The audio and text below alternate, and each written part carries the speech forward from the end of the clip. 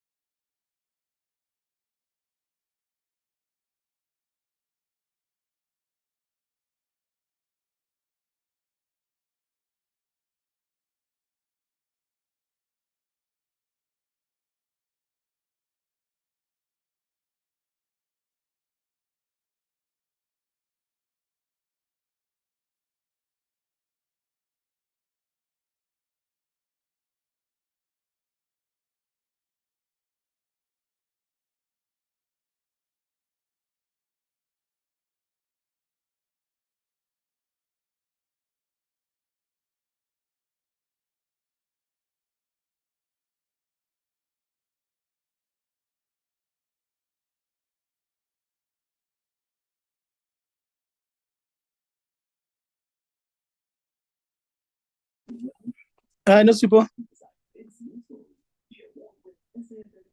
Good morning. No, Sipo. Tiakuva.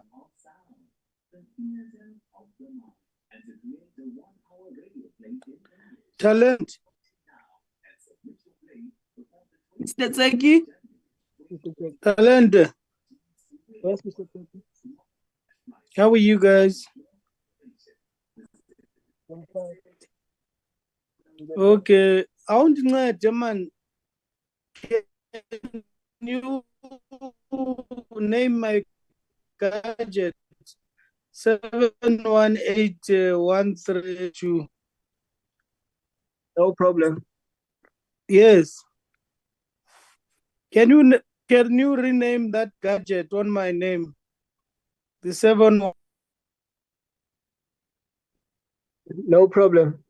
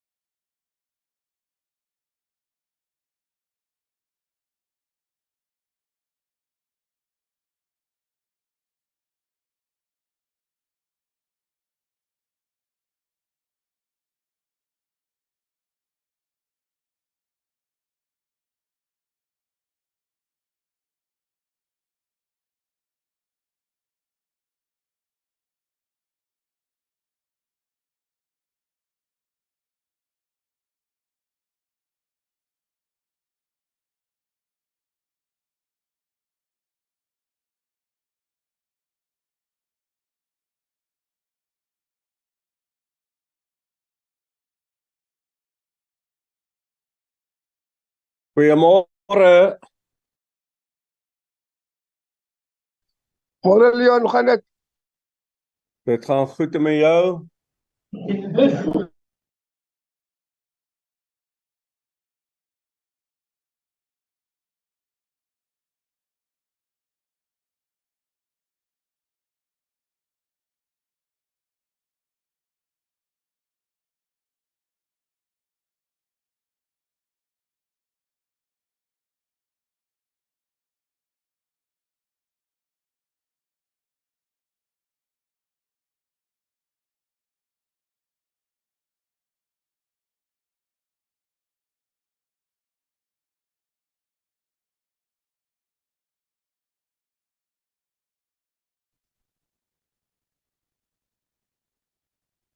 Good morning, colleagues.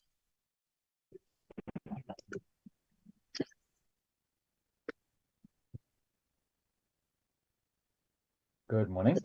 Morning, Chairperson. Good morning, Chair. Good morning, Chair. Good morning, members. Morgen, voorzitter. Ja, goeiemôre, goeiemôre. We are already 1 minute outside of time. I am to start another meeting, Honorable Tseke.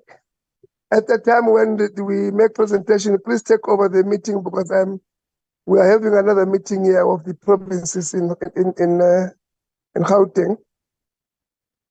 But let me open the meeting and welcome everybody. I must say just comments that I want to make that I really need to thank all of you for the work that you've done thus far. Of course, there are still challenges here and there, but we are there. Chairperson, we Yes. only had you, Chairperson. Yeah, We need us to I'm listening to you. What are you saying?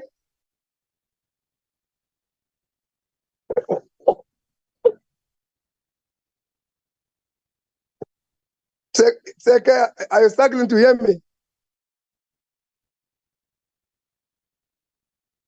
Hello? Chair, Yes. Tseki Can is you the hear only you? one who does have a problem of network. We are fine. We can What's hear it? you. Fine with you, Chair. Obana the problem, him of Utseke. Hey, Utseki. Or Utseke. So he must not Yes. disturb the meeting by him not having analysis. Song else. Okay. I was saying that we really need to just thank ourselves for the work done thus far. Of course, we've got quite a lot of challenges, the ESCOM and all other things. But as a committee, I'm sure we've done well. We must thank one another. We're towards the end of our term. Let's work towards uniting the committee in order for it to give a proper handover to the incoming committee. With that in mind, you are welcome into the meeting. May we observe a moment of silence for meditation and for prayer. Sorry.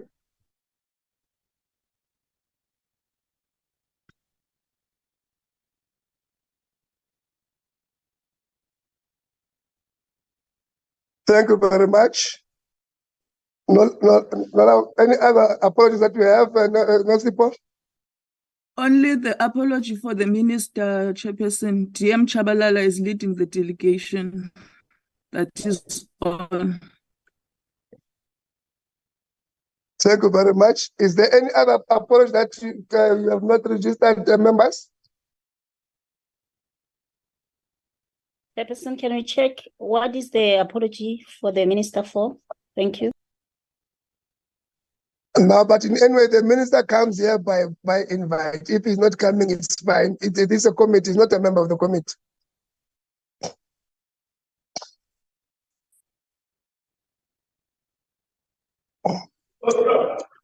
Is there any other person with an apology that we do not know?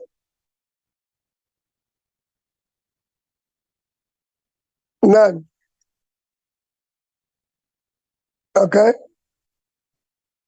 Let's get to item 4. briefing by the Department of Water and Sanitation on the second quarter expenditure report 2023-2024.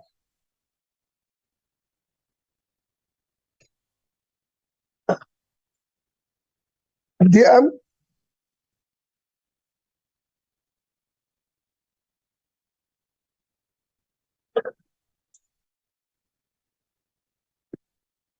are you with us?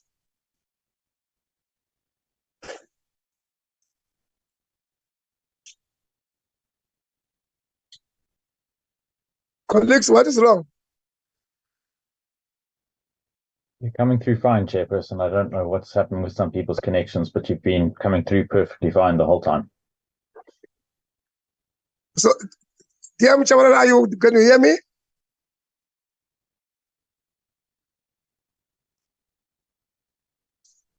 Yeah. Honorable Seke? Yes, Chair, I can hear you. I'm not quite sure what's happening with TM Chabalala's gadget. Maybe let's allow. Yeah, the DG I think is connected. Yeah, but remember the political head must introduce the DG to speak to us. Comrade Chair, let's allow DG to make the presentation on behalf of the department while DM Shabalala, they are trying to sort out her input. Then we'll comment at the end of the DG's presentation. Thank you. Hey, that's what we need, the Honorable Mahlawa, somebody just to give that permission. DG?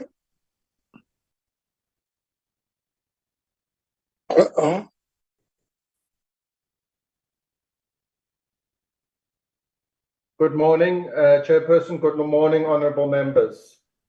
So what's Honourable we presenting on? Just a minute. Honourable Seke, in the meantime, continue the meeting. I'm starting another meeting. Today we are presenting on the second quarter report of the Department of Water and Sanitation against our annual performance plan.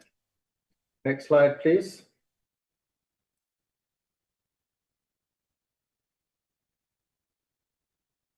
This slide just provides the content, which is standard. We report on the same content at all the meetings.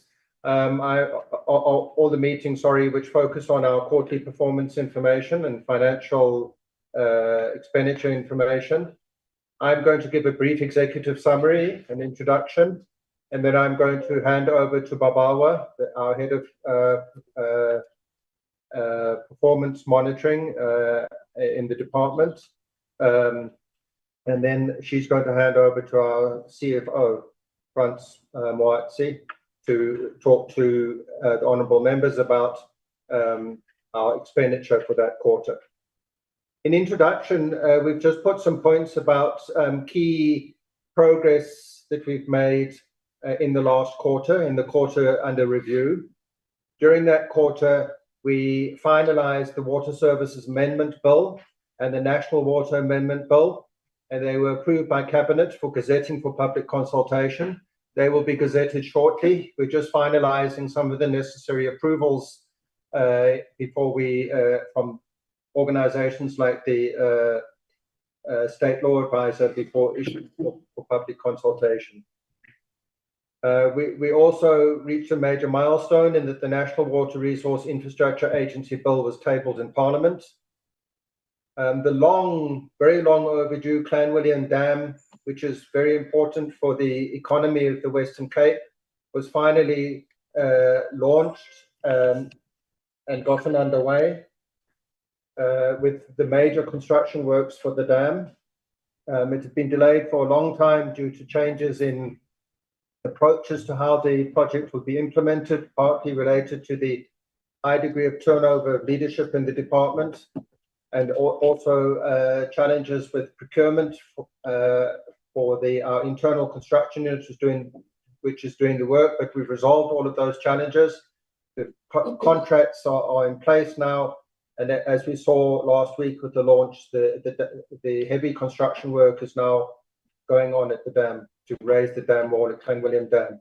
And there's a similar situation at Suneen Dam, which is also underway, under construction.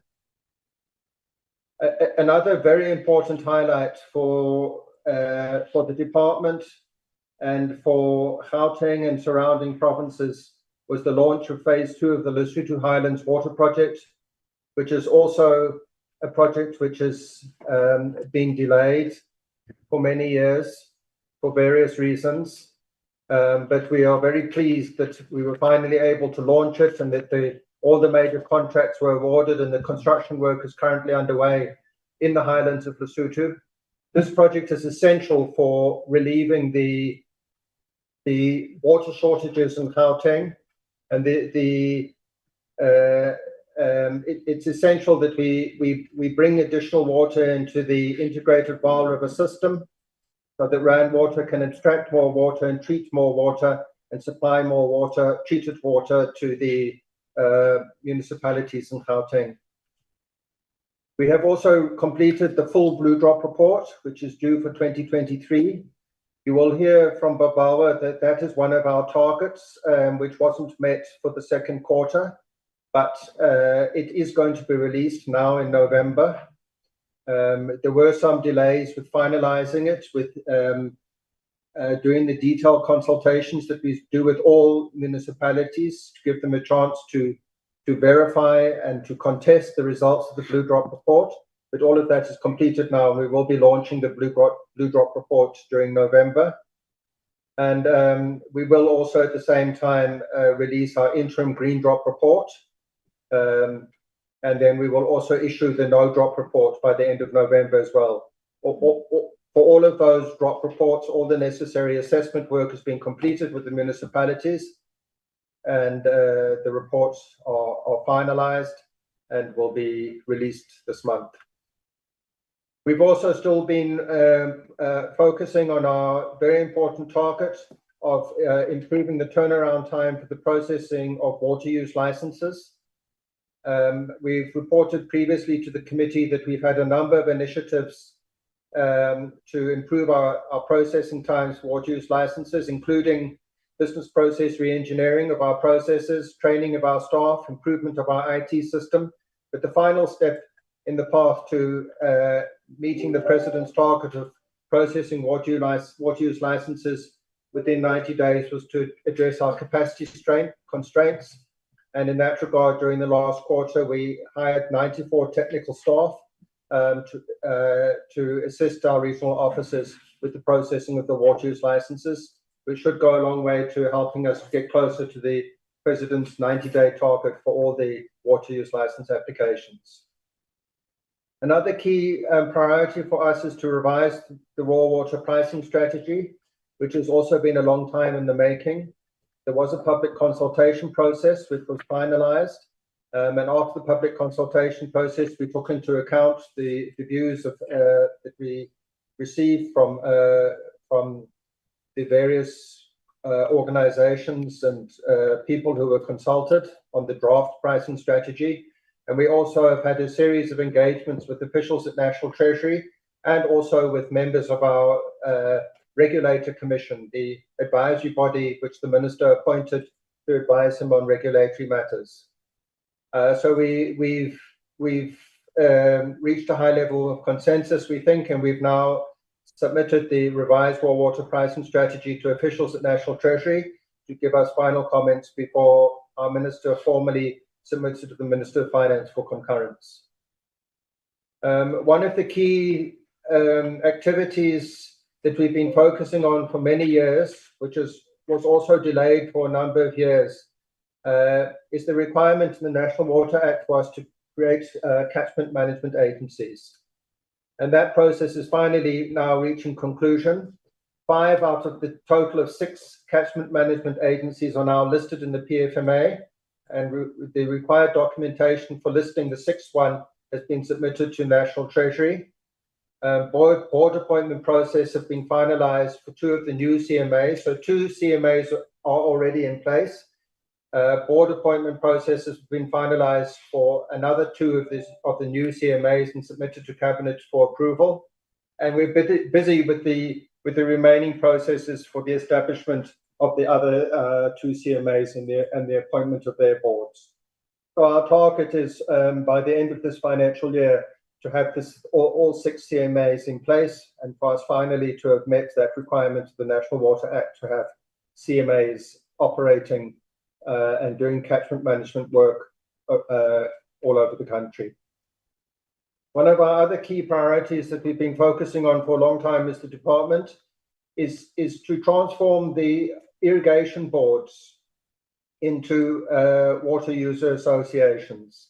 This is a key priority from a transformation point of view, and the department has been very slow in this regard, but during the quarter under review, the Minister took a decisive step to issue a directive to all irrigation boards to submit transformation proposals within a deadline, and that has resulted in a marked increase in the number of submissions of transformation proposals from irrigation boards to be transformed into water user associations.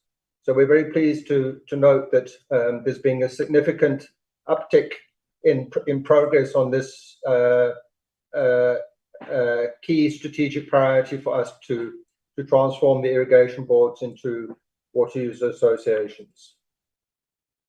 Honourable members will know from previous meetings that one of the priorities of the Minister has been to reconfigure the water boards.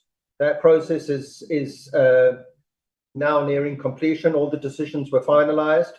In the last quarter, the reconfigurations for 2 of the water boards were gazetted, and the remaining 4 will be gazetted before the end of the financial year. We've also been focusing on improving our revenue collection and reducing our debtors book, and that has included the introduction of an incentive scheme with repayment agreements. This applies to debts owed by the customers of the department of our water trading entity in terms of the sale of raw water.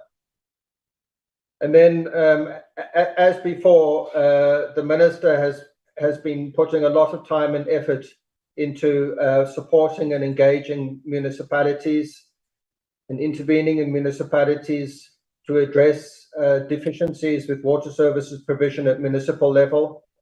In particular, in the last quarter, we were focused on engagements with eThekwini, with Tshwane, Johannesburg, and Ekurhuleni and Rand Water with regard to the problems with regard to the supply of water in Gauteng.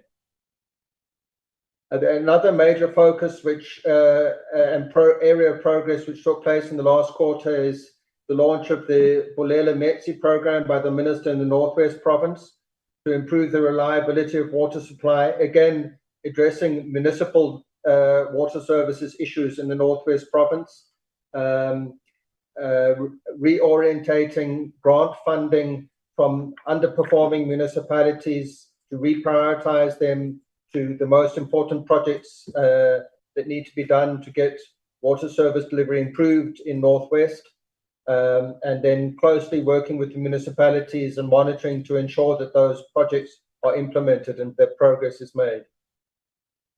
There's also been good progress with another project which has been delayed for a very long time, which is the Nandoni and Sami pipeline and the related supply of water to Giyani in Limpopo. During the last quarter, we achieved practical completion of the Nandoni and Sami pipeline. And also, we've been working very closely with the Mopani District Municipality. Construction work is underway to upgrade the district municipality's water treatment works. And then also, we're providing Mopani District Municipality with very substantial grant funding from our infrastructure grants to assist it to put in place the necessary distribution infrastructure for that additional water that's coming from the Nandoni and Sami pipeline, then to be distributed to households in Giyani, to households who've never had household connections or have had limited water supply in the past. So there's been good progress in that regard. Mopani District Municipalities currently has a large number of contractors appointed and work is underway to put in place that distribution infrastructure. Similarly, in Ugu District Municipality in KZN, which has been a major focus of the Minister in terms of supporting and intervening at municipal level. There has been practical completion of water supply projects in the last quarter. And then finally, we've also been focusing on making further progress in reducing our under expenditure as a department. Members will recall that 2 years ago, our under expenditure was almost 2 billion. Last financial year, we reduced it to 800 million. And this year, we want to reduce it to 0. And one of the key things that we're doing in that regard is to improve our infrastructure procurement as the department and to introduce more strategic and modern methods of infrastructure procurement, of course, within the Treasury regulations. But actually, this approach to infrastructure procurement is encouraged by a National Treasury through the Framework for Infrastructure Procurement and Delivery Management, which Treasury has issued, and also through the various guidelines on infrastructure procurement issued by the Construction Industry Development Board. So I think the key change that we've introduced is to actually utilize all of those guidelines from the CIDB and from National Treasury, and to improve our infrastructure procurement in terms of that guidelines, and it's bearing fruit. We will see increasingly over this year and over next year, we will see increasingly that our construction unit will become more efficient, and it will have reduced downtime due to problems with procurement in terms of procuring supplies and materials and equipment for the work that it needs to do. So basically, that's a summary of key areas of progress that we made in the last quarter. Now I'd like to hand over to Babawa to take us through the detailed reporting of performance against the indicators and targets in the APP for the quarter. Thank you, DG.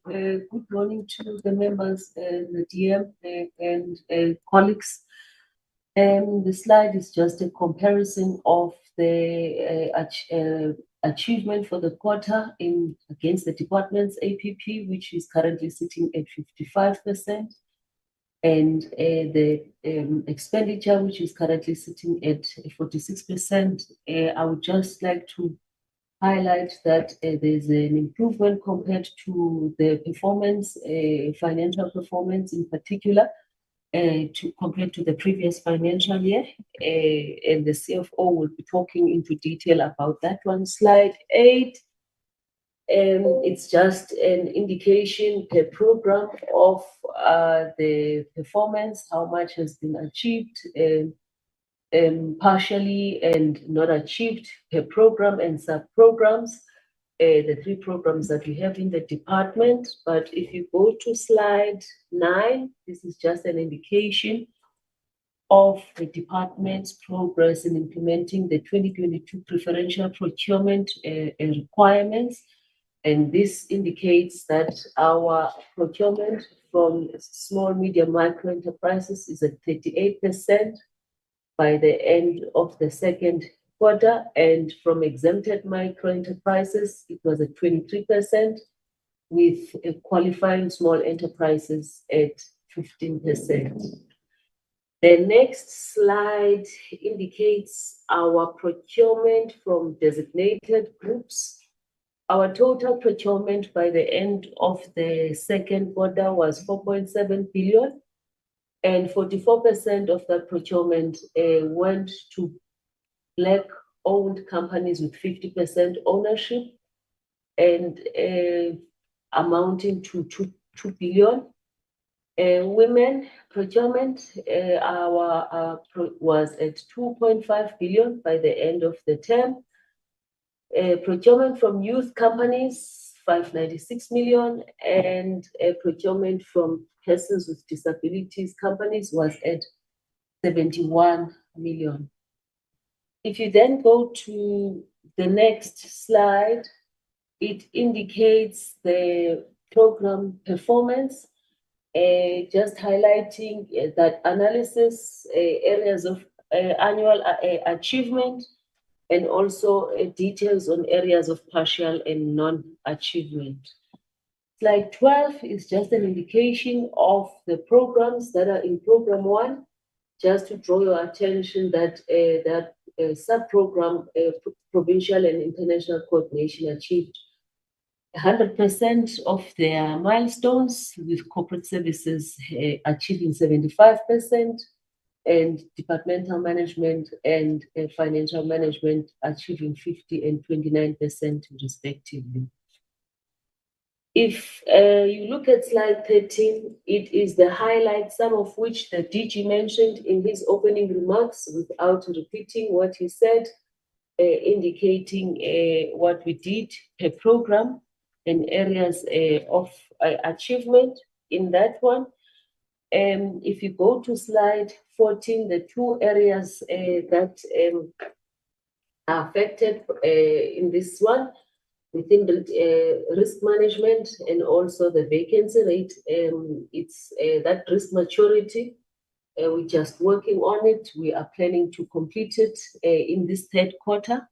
And the DG also explained a lot about what we're doing and the posts that we've filled subsequent to the end of the term regarding vacancy rate for engineers and scientists. If you look at qualifying small enterprises within the main and water trading accounts, it's just a slight underachievement. They were not met for the quarter. But if you look at it cumulatively, we should be able to meet our targets by the end of the financial year.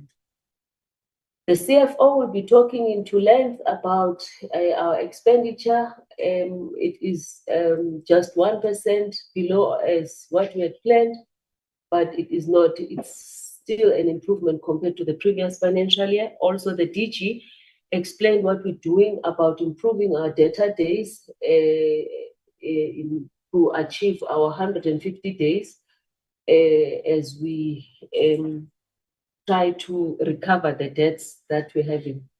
If we looking at the second program, 3 of the sub-programs achieved 100% of what was planned. The other 4 achieve at least 50% and 46 and 67%.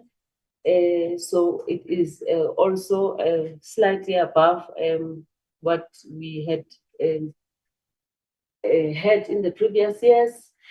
If you look at the second program achievements, slide 18 and 19, it is several of the activities that we had, the sub-program, similar to what the DG mentioned, the key highlights within the programs, and that goes over to slide 19, which also indicates the achievements within the regulation space, institutional oversight that the DG mentioned in his opening remarks, and also policy initiatives that we achieved during the quarter. If you look at slide 20, this is just talking to our gauging stations that we had planned to construct and refurbish. Yeah, it looks like we have not met. We're just going through environmental authorization process by the relevant authority. And as soon as that is obtained, we should be able to achieve what we had planned by the end of the financial year. Slide 21 talks to several of the projects that the DG mentioned also. In terms of having them at implementation readiness phase and also under construction. You see that they were somewhat affected by some investigations, additional investigations and plans that we had to do. But as he had mentioned, those blockages have been unblocked and we should be underway to accelerate and meet our planned targets by the end of the quarter. In terms of our scheduled maintenance, we just had some misalignment issues. We introduced the maintenance systems in the department. There were just misalignment in terms of completing the projects and recording them in the system. But as soon as that misalignment has been corrected, we should be able to improve our performance and achieve our target by the end of the period. We also have got dams that we own as the department. They were affected by procurement issues and just delaying some of our construction. But the DG also mentioned that there are several infrastructure procurement initiatives that we're implementing. And with those unblockages, we should be able to accelerate and obtain the requisite material. This is also the same in terms of conveyance systems. I would not want to repeat, also affected by procurement, but that is also planned that with those unblockages in infrastructure procurement, we should be able to meet our planned targets. In terms of the bill, also, this is what the DG mentioned. We had a plan to achieve those for public consultation, but subsequent to that, as in the DG's opening remarks, they've been approved, and we are on track to be meeting the planned milestones. In terms of water resources regulation, several of our systems should have been monitored. There were just glitches in terms of obtaining data from the respective areas. There is a plan to obtain that data, and we should be able to achieve that. Also, in the DG's opening remarks, we were struggling because we're using the same officials to do other functions as also water authorization. But with the appointment of the 94 people, we should be able to have dedicated resources to achieve the planned target. Also, water users compliance and investigations. Also, we just had capacity issues, which we should be able, when it is released from the water use authorization process, those can be recovered in the third quarter, and we should be able to meet our targets. The DG mentioned issues regarding the green drop delays, but you heard in his opening remarks that we should be able to publish the reports in the subsequent terms. Slide 26 talks to the monitoring and also that we should have done in verification and validation of the users. In that, it's just slight underperformance. We should be able to recover those in the third quarter. Then we go to water services performance. The one program that achieved its deliverables, all of them is water services regulation, and others achieved 70%, 50%, and 30%. And the areas of partial and non-achievement are sitting in water services infrastructure grant and also within our policy space. If you look at slide 28, we had a total of 76 infrastructure projects under construction, and those will be disaggregated per province in the subsequent slide. And also we are indicating 217 water services infrastructure projects were under construction, also disaggregated per province.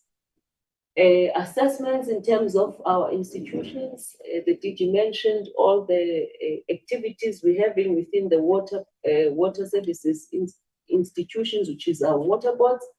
So that is one of the deliverables we had. Slide 29 is just a disaggregation of the projects we had. Slight delays experienced, just 10 below what I had planned to have for the regional bulk infrastructure projects. But as the DG mentioned, we should be able to accelerate in consultation with the affected water services authorities. Also, our completion rate is slightly below our plan, with the several provinces highlighted there, which are currently in the red. But we should also, we're liaising with the respective water services authorities to accelerate and complete the projects as planned so that we can meet our targets. Within the water services infrastructure grant space, there are also just some delays within mainly in the Eastern Cape and Gauteng, and other projects also affected by in Limpopo. This also, it is procurement within the municipal space, which caused this delay and also affecting our completion rate. And as I had indicated, we are liaising with the respective municipalities, accelerate these procurement processes, and so that we can meet our targets as planned. For the quarter in question, we had additional 3 interventions that were implemented in the Free State, Machabeng and Maluti Apofung, and also 1 in Sibande in the Mpumalanga space. And that now indicates over and above what the DG mentioned in the metros. This is in the district municipalities where we are intervening. So it is our contribution to the municipalities that are actually failing. I'm not going to go into detail onto the no drop. The DG explained this in his opening remarks, so it should be on track in the quarter. Also, we should be able to achieve this because there was just delays in obtaining information from the respective municipalities. That is, we should be able to obtain them in the 3rd quarter. And in terms of developing these reliability plans, we should be on track to achieve our targets. Similarly, with the fecal sludge, it is just the approval process that is underway, and that should be obtained actually in the 3rd quarter. Slide 31 is just a disaggregation of what I had mentioned in slide 29. It is just a consolidation in terms of numbers, where those projects are in terms of mega, large, and small.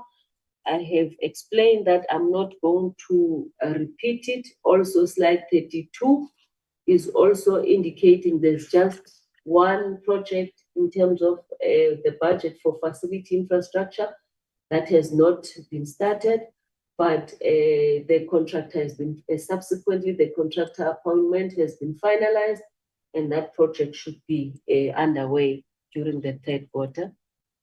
And also another issue here, it's just also an indication of the numbers in terms of water services infrastructure grant and the completion. So I had mentioned that our bulkhead eradication program, still a bulk infrastructure that is being finalized, particularly in the Free State.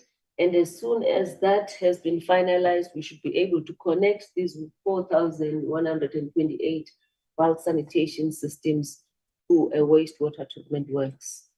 The last one that is talking to policy, it is the bill. The DG also mentioned this, that we should be on track because in this quarter, they have been approved by Cabinet. So also, he also mentioned in terms of reconfiguration of the water boards that we are now on track to meet the target as planned. Thank you, Chairperson and DG. I will head to the CFO with the financials. Thank you very much. Good morning to the Chairperson, Portfolio Committee members, Deputy Minister Chabalala, Deputy Minister Aflogo, DG and colleagues. Chairperson, I'll be taking the committee through the financial performance for the period ended 30 September, reflecting on cumulative figures. To start on the presentation, Chairperson, the budget of the department has been adjusted downward by 881 million from the appropriation of 22.2 billion to 21 billion. These were the mandatory budget cuts that were applied across government. Program 1 is 48 million, 331 million for program 2, and 501 for program 3. The total spending for the period ended 30 September is 9.7 billion, which is 46% of the total adjusted appropriation of 21 billion. In terms of economic classification, the compensation of employees, the spending is at 49%, and that includes, Chairperson, the adjustment that was made of 63 million to fund the 23-24 financial year wage increase agreement. And these funds have been prioritized from our operational budget, including, amongst other, savings realized from the implementation of cost containment measures. Also on goods and services, the spending up to September is 49%. And part of the budget that we have adjusted downward from operational budget was to fund the salary increase. But also we had to convert a portion of the regional bulk infrastructure grant from capital allocation to goods and services as part of the Mfuleni intervention program. That is more for accounting purposes, Chairperson. Then with regard to the capital expenditure, the spending is overall 40%. And if we break it further downward, the spending on buildings and other fixed structures is 41%. And we obtained also approval from National Treasury for the conversion of that 308 million from the regional bulk infrastructure grant towards water services infrastructure grant. This is to cover some of the projects that are fast moving on the articulation part of the work that we are doing, but also to fund some of the invoices that accrued from the previous financial year. On the next slide, these are the figures that I've just presented on the spending for the department. A significant portion of the budget of the department goes towards transfers and subsidies. 62% actually makes up the 21 billion of the budget for the department, with 20% being the capex allocation. And water services management as well takes quite a significant portion of the budget of the department. Comparing to the corresponding quarter of 22-23, which we have reported 38%, the spending for the quarter this year is 46%. Also noting that this is based on the adjusted budget, but I must also indicate that there is actually an improvement. For example, if we reflect on buildings and other fixed structures, in the comparative period, we spent 927 million for the period. However, in the current reporting period, the spending is 1.7 billion just on that particular line item. On the next slide is the water trading entity. A significant portion of the water trading entity goes towards TCTA for financing and investing in raw water infrastructure, but also for the payment of loans by TCTA. The increase compared to the previous year is 2% if you compare quarter to quarter on this one. In terms of spending for the regional bulk infrastructure grant, the direct allocations to local government, we had applied 236 million as a reduction on this grant across various projects. And we are working with the various municipalities to ensure minimal impact on projects that are at construction stages. So most of the adjustments, we did our best to ensure that we cut those that are still at planning stages so that we don't have too much disruption on those at construction stages. The transfers were processed as scheduled, and those that were scheduled in the third quarter have been processed in line with the approved payment schedule. And on the next slide, again, it's the same direct transfers to the municipalities, but in this case, this is for water services projects, and the cut there that has been applied is 244 million. The same principle that we have applied on the preceding projects. we have applied here as well, where I've indicated that we are working with the municipalities to ensure that there's less disruption on those projects that are still at construction stage, and the transfers are being processed in line with the approved payment schedule. Slide number 41, Chairperson, this is the capital infrastructure portion of the allocation that we have received on the grants for regional bulk infrastructure. This is the one where I've indicated that there's been an adjustment overall of 308 million from the regional bulk infrastructure grant to the water services infrastructure grant. There are also individual adjustments that were made in various provinces. And for example, Eastern Cape, we have made those adjustments to allocate funding towards some of the obligations in the Eastern Cape under water services infrastructure grant. For the Gauteng one, a significant portion is that 198 million, which has been reprioritized towards the Mfuleni, the Vaal River pollution remediation project. The Northwest and the Western Cape, there are plans in place to ensure that we recover on those. Specifically on Western Cape, this relates to a desalination plant that we are having at Cederberg. There's been challenges there between the municipality and the service provider, the contractor. And we have been working with the municipality to draft a recovery plan, which we should be able to provide progress thereon when we present the third quarter. So there is a reason why those funds were not moved there, because of pending issues with the contractor. And on water services infrastructure grant, this initiative, Chairperson, is also to mitigate the risk of underspending, where there is a realization that there is more funding required under the water services infrastructure grant. Some of the projects that are moving at an advanced stage. We have included the Eastern Cape there.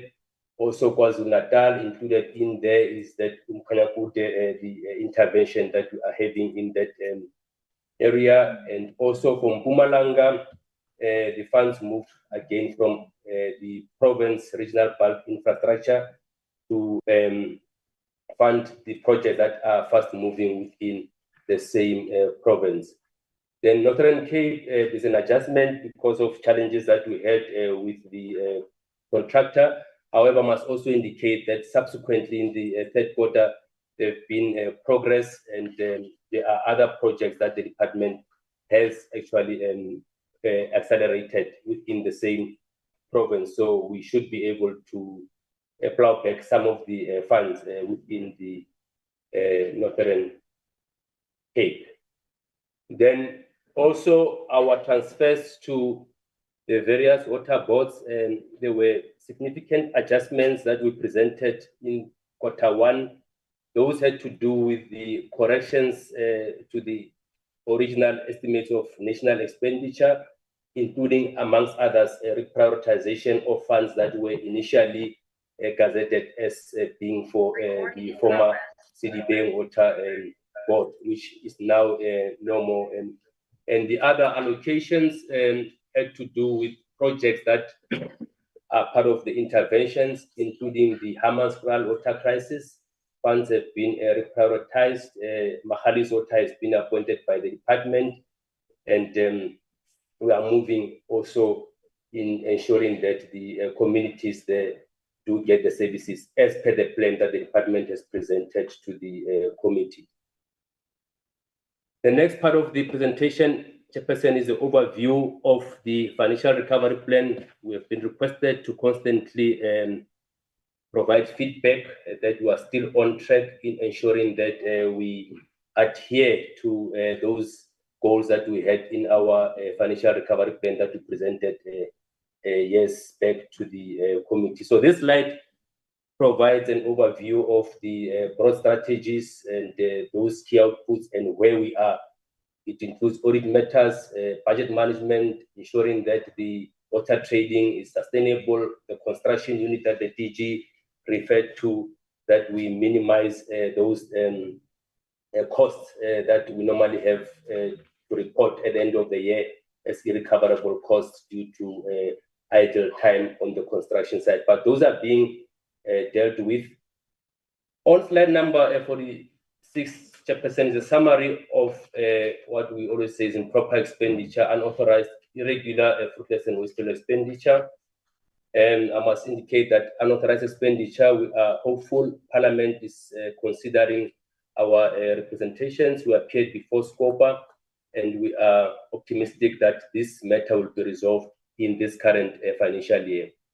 With regard to the fruitless and wasteful expenditure, the increase that we have recorded relates mainly to some of the costs that we have incurred on the Vaal River project then, where we had an investigation conducted and we had to look closer at some of the costs which we had to reclassify for accounting purposes as fruitless, and there could be some that are recoverable, and we are implementing the recommendations that the investigation presented to the accounting officer.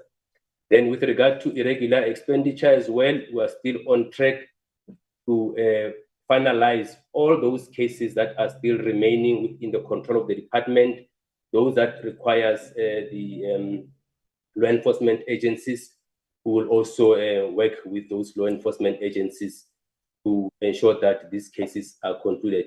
Our internal auditors are also assisting us with the backlog, and we are hopeful that the work that they are doing will be able to enable us to reach the goal of 31st March 2024.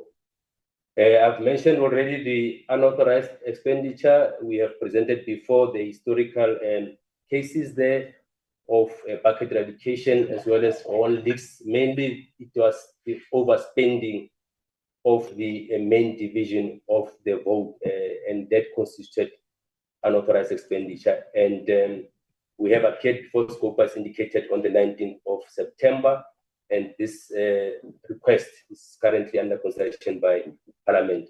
There are systems in place that we have put as a department, including the financial recovery plan, to make sure that we do not have recurrence of this. There are no new cases since these cases of 2016-17 and 17-18 financial years, respectively. On irregular expenditure, on slide number 48, we have been working through the assessment of the cases. In line with the instruction note from Treasury, we are required to go back and look at all the historic cases individually, and we have managed now to clear some of those. Hearing means, as I will indicate in the subsequent slides, that there's a due process that is followed. You must do an assessment, determination, and when relevant, there must be an investigation, and consequence management must also be implemented where applicable. So these I've already spoken to as part of the earlier slides. And then on slide number 49, Chairperson, this is the status of all those cases that we have been reporting on, the disciplinary cases that our HR is also assisting us on. The description is there of where the cases are. Some are also with the Hawks as well as the SIU. And that continues the same narrative to slide number 50. And some have court cases which are scheduled for February 2024. And on slide number 51, when we incurred the unauthorized expenditure, there were also other overspendings which did not necessarily constitute unauthorized expenditure. This is where you had overspending at economic classification level, and we had to request National Treasury to consider a condonation, and we are awaiting feedback. We have been making follow-ups with our colleagues. They are still considering this request. Slide number 52 is a summary of those cases that we have resolved to date. And on slide number 53 and 54 is analysis of the transgressions of the very same unauthorized, irregular, fruitless and wasteful expenditure register. So these are historic cases which outlines what caused those incidents that we are reporting on. On slide number 55, Chairperson, we did indicate that it is our goal to ensure that we eliminate, prevent this irregular expenditure. We can see through the trend analysis the years in which the expenditure was high, and we have managed to bring that to almost zero. We just have 2 contracts which the accounting officers referred for investigation, where we had some interpretation issues on the process that was followed in evaluating and adjudicating those contracts. So as soon as they are done, the investigation is completed, we will be able to finalize this matter and take the necessary action as per the instruction note from Treasury. Similarly, on slide number 56, on the fruitless and wasteful expenditure, we haven't recorded any. Those that are still under assessment, if they are confirmed, you would have instances where expenditure on construction site, as much as we have indicated earlier on, also the DG, that we have put preventative measures to ensure that we don't incur all those irrecoverable costs. But towards the end of the year, it is possible and that we might have some, but we are currently not having any reported incidents of fruitless and wasteful expenditure. On slide number 57 is the requirements that we are required to adhere to from National Treasury when dealing with the issues of irregular expenditure. And 58 is where the DG also mentioned the measures that we are putting in place to deal with the raw water debt that we are having, working with Treasury, but also the enforcement of the credit control measures, revenue enhancement strategy, where DG mentioned that we are working with the municipalities and the water boards, where we have given them some incentive schemes where we are able to write off some debts if they honor current bills and they adhere to conditions that we would have set in the agreement, repayment agreement with them. The subsequent slide, Chairperson, is just detailed information on the provinces as well as the benefiting municipalities on the grants. Thank you very much.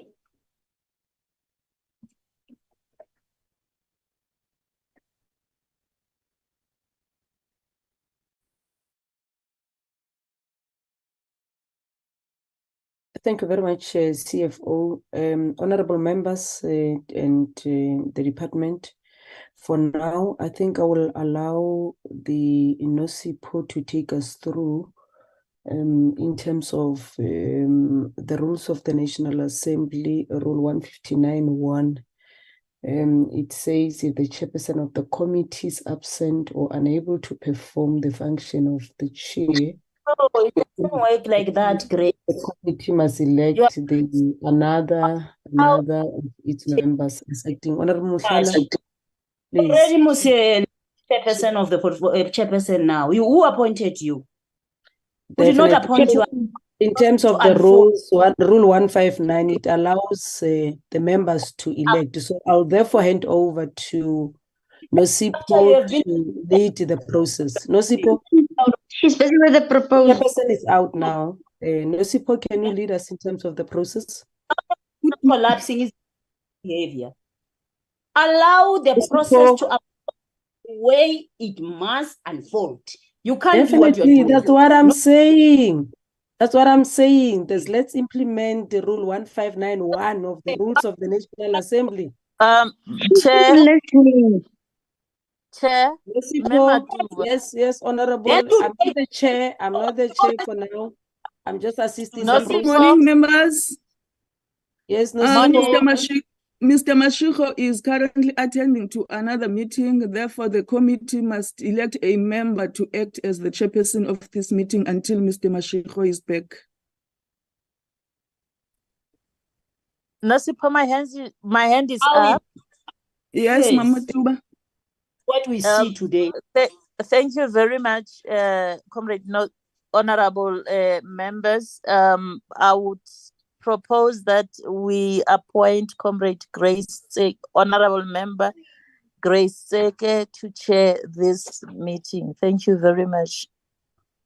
Thank you, Mama Tuba. Who's seconding Ms. Matuba? Nancy Swai seconds the Matuba. Thank you very much, Ms. Swai. Ms. Tsege, you can take over as the acting chairperson until the meeting is done or Mr. Mashiko is back. Thank you very much, honorable members. Thank you very much, Committee Secretary, for implementing the rules as adopted by the National Assembly. Members, the department has presented the report, their quarterly report. I think all of you have been listening, so I'll therefore request members to interact with the department. If you do have any questions or comments, let's raise our hand, honorable members. DM Chabalala, I can see you are connected and you are warmly welcomed. And DM Mahlobo, you have been in our meeting. You are warmly welcomed too.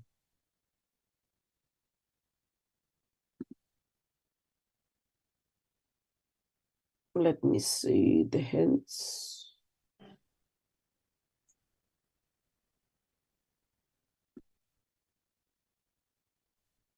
Honorable Basson, you will be our number 1. Honorable Matuba, our number 2. Honorable Mushala, number 3.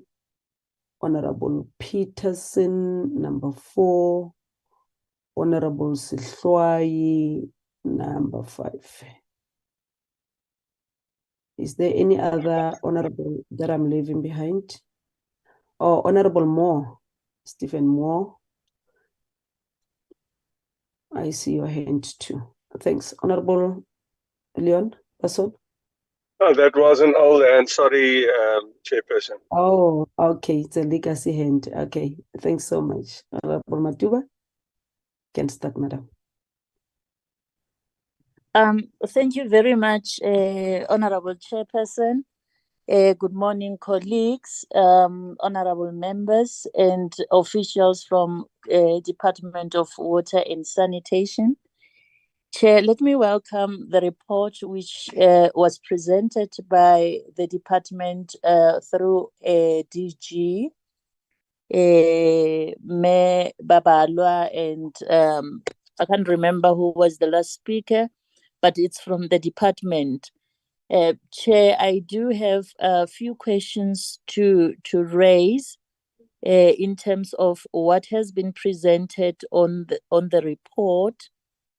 I would shoot straight to I'm not quite sure of the slide number, but one thing that I remember about that slide is that recently in September, it was reported that as a country, we have 696 rivers throughout the country. But when you look at the report, according to the department's report, only 85 rivers have managed to implement eco-status monitoring.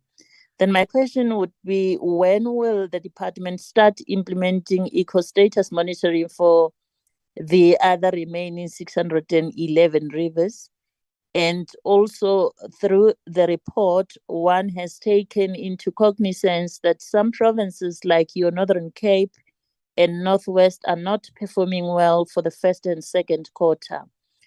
And one would want to understand what are the departmental strategies to be implemented to ensure that performance is improved and recovered, to ensure no underspending will be reported by the end of the financial year. And Chair, you can see that in many of our communities, people are protesting and complaining about the challenges relating to the billing system with local municipalities.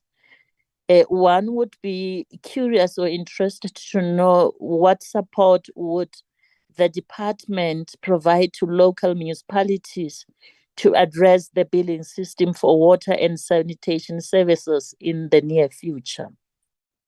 And one would also be interested to know what mechanisms and strategies would be implemented to ensure that communities pay for the services and in return, municipalities pay for the services rendered by various water service boards to ensure that both the local municipality and water boards are in a stable and a better financial position to execute their respective mandates. Chair, lastly, it is worth noting that 217 cases are being investigated in accordance with slide 19 of this report. Out of curiosity, one would want to know that what will be the repercussions to those who will be on the wrong. That will be my submission, Chair, and questions to the department. Thank you very much. Thank you so much, Honorable Matuba. Honorable Masala.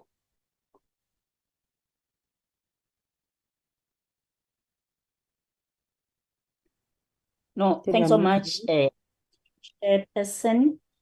Let me take this opportunity to greet everyone in the meeting today. My question is, during the DG's opening remarks, he emphasized the transformation of the irrigation boards. Could the DG please provide information on the number of directives issued to irrigation boards and how many successfully transitioned into water user associations? Additionally, can the DG also share with us the challenges they faced in the process? Another question is, what is the time frame given to irrigation boards to transform to water user associations? If so, what are those? What are these? Are there any consequences or punitive charges against non-compliant irrigation boards? The other question, Chairperson, can the department also provide a written report on the number of district municipalities being assisted by the department? What were some of the challenges encountered? Is the department providing skills transferred to municipalities to handle water schemes technicalities after the department concludes its assistance? Like in Mopani, where the department took over everything, what are they transferring the skills afterwards? Or will the department continue supporting these dysfunctional municipalities? Chair, I would also like to see maybe a column added to the departmental presentation, both on financial and non-financial information on risk associated if budgets and targets are not met, and what strategies will be used to alleviate those risks.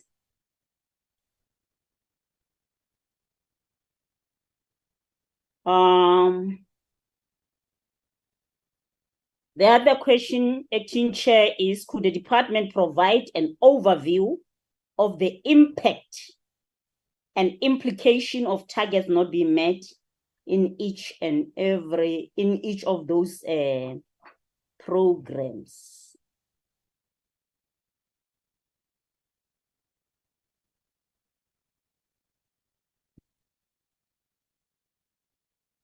Acting Chair. when we look at Salt Blackie municipality in Northern Cape, we saw there that the report says contractors terminated the contracts with the implementing agents. But we are not given reason why did something like that happen. Because when there is these terminations, I think there is more funds being incurred and all those things, extra charges being incurred.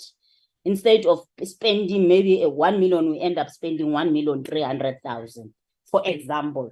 So I want to, we need reasons. We don't just need a report that is just quiet and not telling us exactly what happened. What is the reason for terminating those contracts? Another one, Chair, is irregular expenditure and fruitless and wasteful expenditure.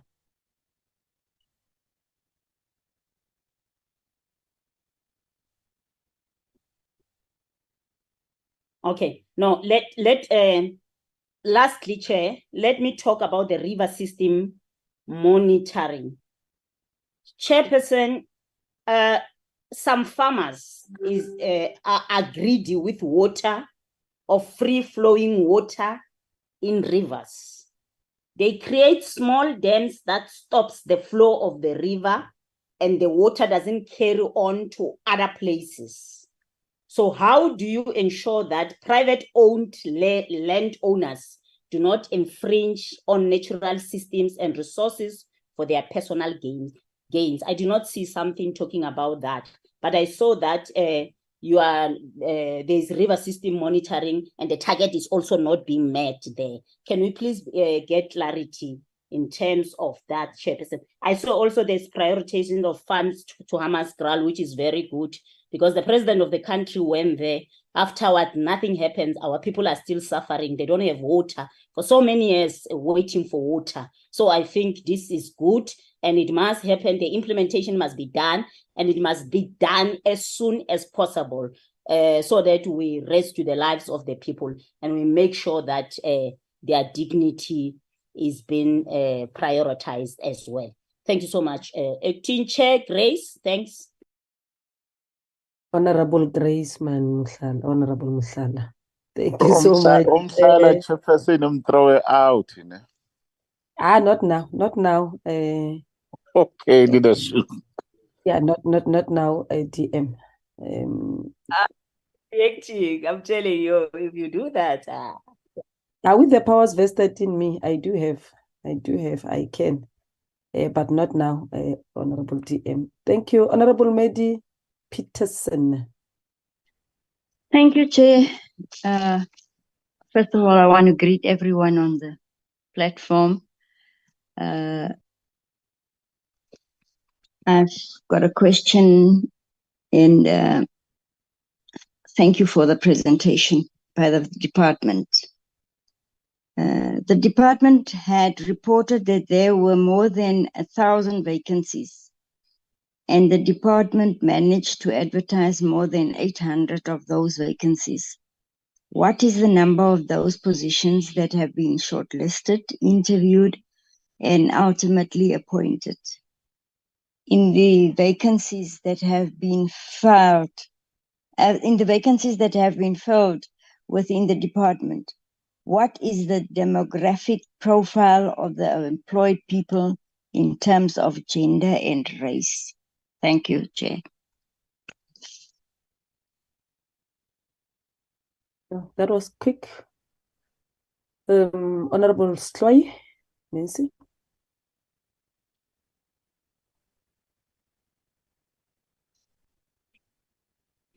Thank Honorable you, Chair. Sloy, thank you. Thank you, Chairperson. Thank you from the department, such a very good, clear presentation of performance from the DG and the department officials. Honorable Chairperson, I just have about 2 questions. first question is on slide 18 on the water source infrastructure management. The department is saying there are about 209 job opportunities that have been created of water resource infrastructure projects. Given the high number of projects, infrastructure projects that are being implemented at municipal level, and the high number of job seekers generally at municipal level, one is wondering if perhaps where does this 209 job opportunities come from when you assess the monetary value of the infrastructure implemented by the department, the huge amounts of money. 209 is nil against the millions that are being implemented and against the need of creating jobs at that particular level. Is the department not underscoring the job created? Does it have a very clear data management of knowing those jobs, and which jobs are we talking about? Because it may happen that the department talks about big jobs of infrastructure. For us, it's a job. For a laborer, a meslan or whatever, who is appointed because she takes money home and feed the families. Which jobs are we talking about when we talk about the 209 against the huge monetary value of the department that is utilized in the infrastructure? The second one, Chair, is on slide 21 on the Clyde William Dam, the 12% instead of 18%, and where the target is not met. I'm trying to take the department back when we visited this dam, 2021. The dam has well progressed when we were there in terms of its program. And now the department talks about the 12%, a percentage issue, which could mislead me on what is this 12%, where, in which area in the dam. Mzimvubu Dam. I wish this issue of the access road could not be reported again, DG. It's an issue that was causing anxiety when we went there in 2021. We didn't know because we wanted dam. Then it was talking about an access road. When we arrived there, we were clear, you educated us why this access dam. Because of the nature of the dam where it's being located. And we accept that.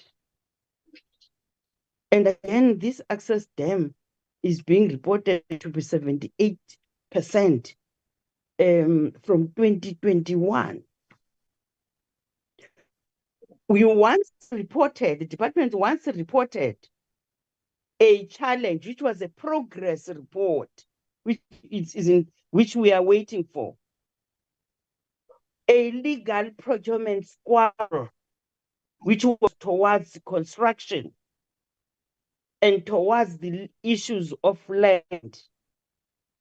One is interested to know, where is that process? Because that process was a progress forward in terms of the Umzubi Dam. How far is that? The third one, Chair, is slide 38. I think it's presented by the CFO. The budget of 22 million has been reduced to 21 billion. I still believe I may not know the legal process of assessing budget for each department. Where I'm sitting, 22 billion is far low for this department. I don't know how National Treasury and the department reached that. There are departments that have got huge amount of money, which the work that they are doing is far less than the infrastructure of this particular department. The dams that we're dealing, the rivers that we're dealing with in different provinces. But what wonders more is that how does this 22 billion is reduced to 21 billion? What is the measure that the department is using in terms of monitoring the performance so that when any of the programs is not performing, immediately the department doesn't ask permission to anyone, is able to reprioritize the budget, redivert that money to a progressing program in whatever province, so that we are able to protect the money, the little. We have got a little budget as a department, 22 billion. It's very little for water and sanitation department, given the challenges that we are confronted with in all the areas.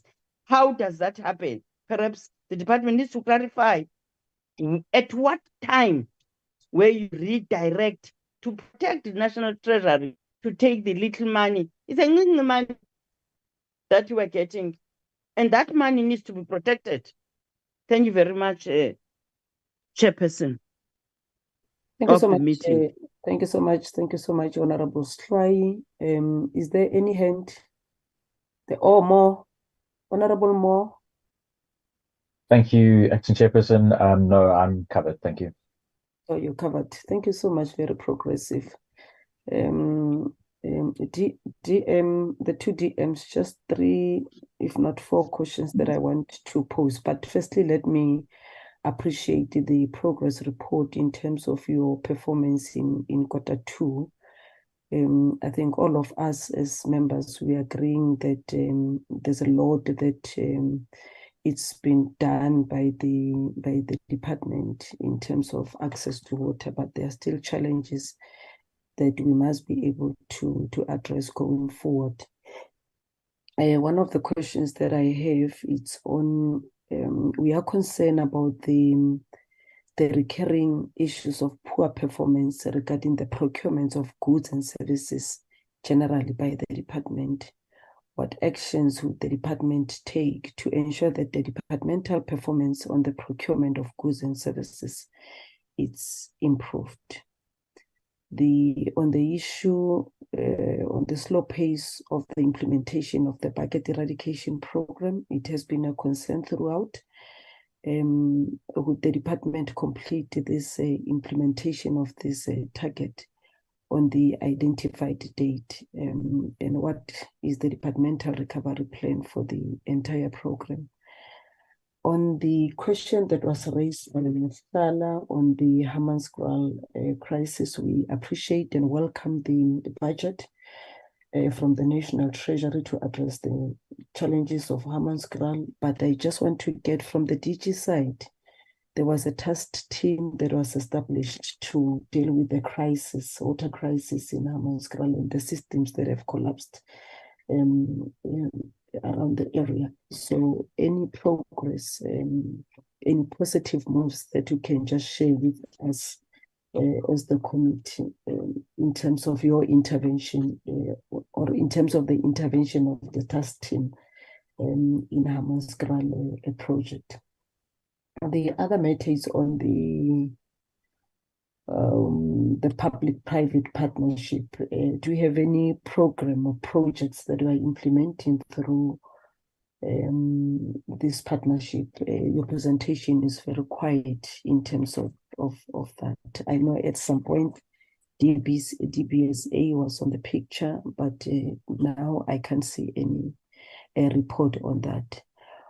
On the dam safety rehabilitation, I know government is owning some of the dams. What are the challenges in implementing the program? Because even in our previous quarter and even in our annual report, there were challenges in terms of achieving this target.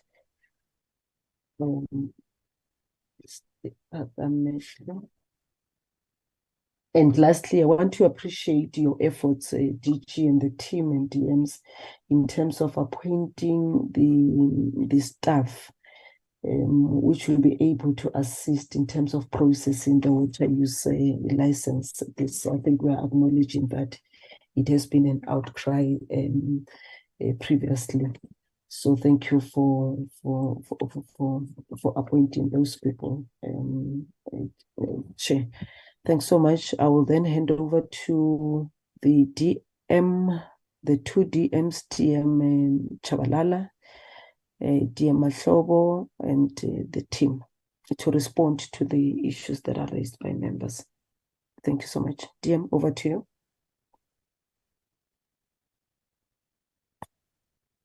DM Chabalala, are you connected? Thank you.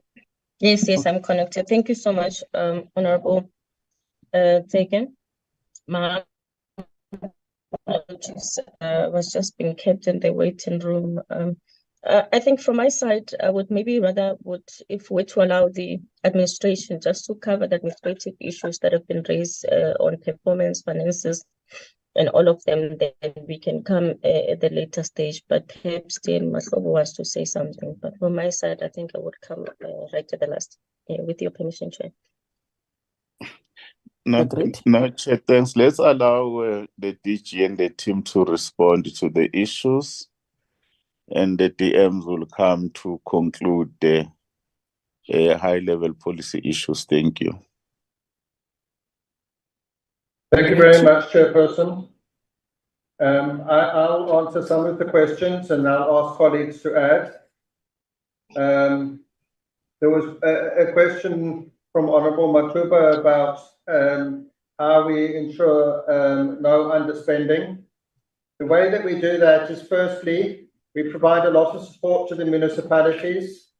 Our regional officers support the municipalities and provide them with advice about how to improve the management of their projects and avoid under-expenditure. In addition, the Minister spends a lot of time visiting municipalities and meeting with the leadership and emphasizing the importance of getting the projects going. Sometimes we ask the water boards to assist the municipalities as well to get the project going. Sometimes the Minister gets the municipalities to agree on action plans and timeframes to ensure that the projects are implemented. But over and above all of that support that we provide, sometimes the municipalities still don't implement their projects timelessly, or they have challenges such as unforeseen ground conditions or disruptions from business forums or labour disputes, etc. And then in those instances, when it's clear to us that the municipality won't be able to spend all the money this financial year, we take the money that we expect that they won't be able to spend, and we put it on other projects where we know there is a high level of expenditure and there's potential to spend more money. So, for example, this year we are. You're too far from your. Honourable Masala. The DG is too far from the mic. We can't hear him. Oh, okay, is that better? Yeah, it's better now. Thank you.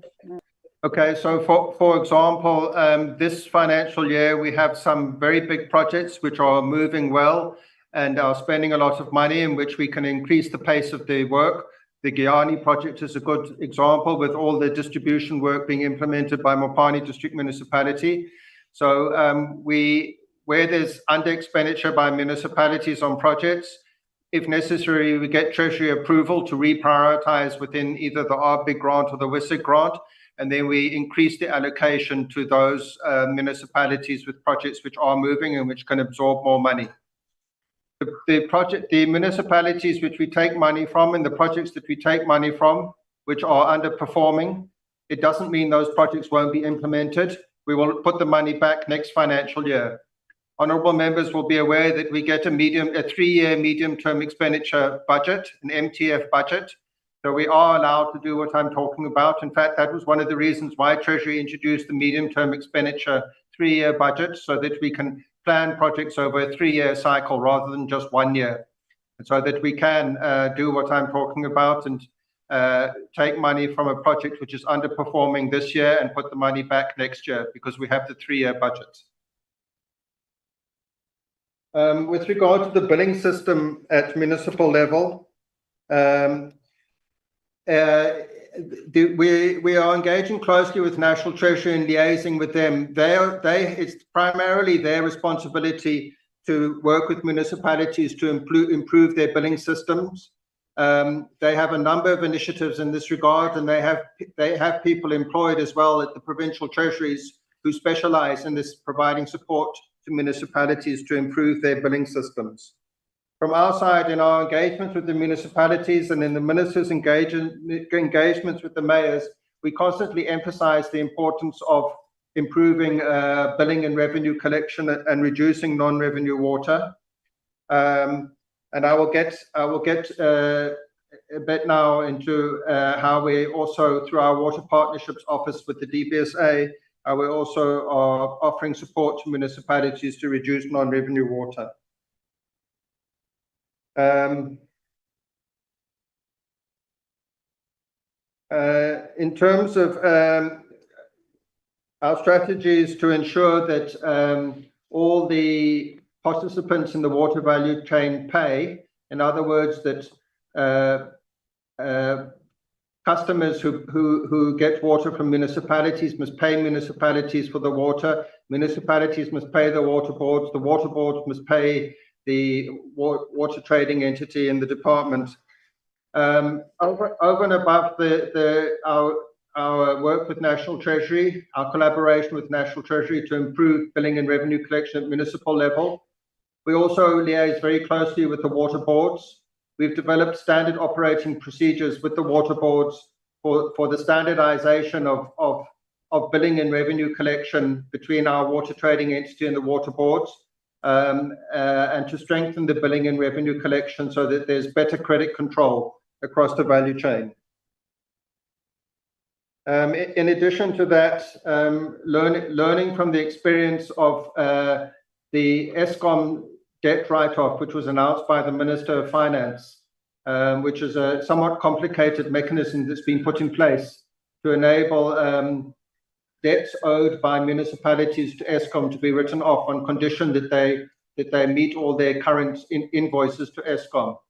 We've engaged National Treasury about putting in place a similar mechanism in the water sector, and they've agreed that we can proceed in certain areas where the municipalities owe the water boards a lot of money and where those water boards owe us a lot of money.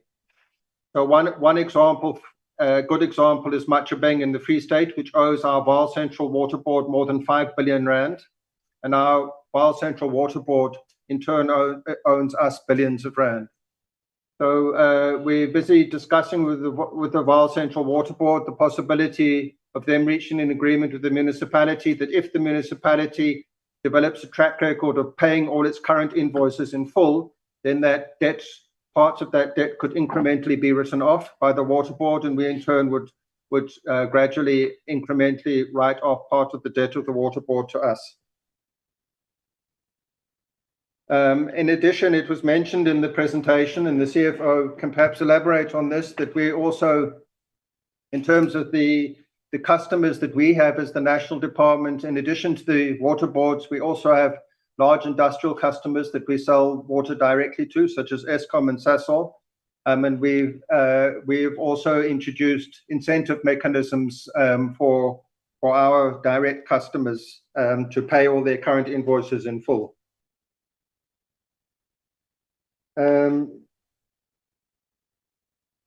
Honourable Moklala asked for a couple of written reports on a couple of issues. We will provide you with that information, Honourable Moklala, with regard to the number of district municipalities assisted by the department.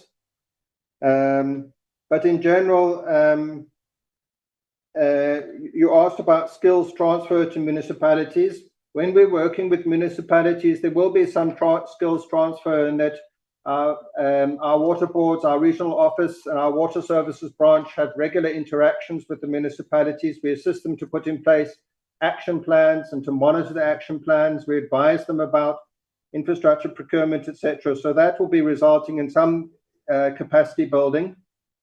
We also collaborate with the Municipal Infrastructure Support Agency, which arranges quite a lot of training for municipal officials, and COGTA, Municipal Infrastructure Support Agency, particularly technical training related to infrastructure.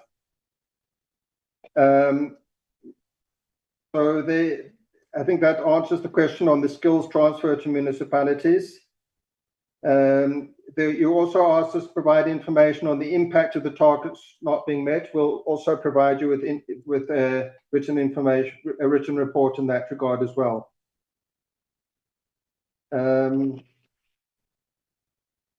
With Honourable Peterson, I'm not sure where you got the figure from that we advertised 800 vacancies. We haven't been able to advertise 800 vacancies. We have a very constrained personnel budget. In real terms, our personnel budget has been reduced in the last couple of financial years. So we have almost no money to spend on hiring additional staff. Last financial year, we fully spent our personnel budget, and the same will be this year. So we don't have the funding available to advertise 800 posts. If we did, and if we filled them, and if we overspent, it would be irregular expenditure or unauthorized expenditure. So we've only been able to advertise very few posts, including, for example, and we've had to prioritize which posts that we can advertise. And we mentioned in the presentation that one of our key priorities to fill some posts has been to hire additional technical staff so that we can improve our turnaround times for the processing of water use license applications. And we indicated in the presentation that in that quarter, I think the figure was 93 staff that we managed to employ, 94 staff that we managed to employ, to technical staff to increase our capacity to process water use license applications. I will ask our Chief Director for HR in a minute to give us an indication of what was the racial and gender profile of those 94 appointments. Clan William Dam.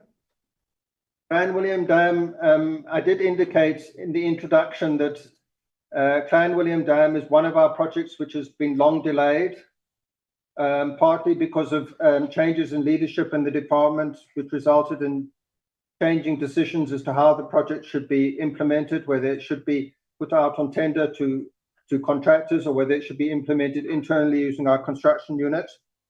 Those issues have now been resolved. The project is being implemented by our construction unit.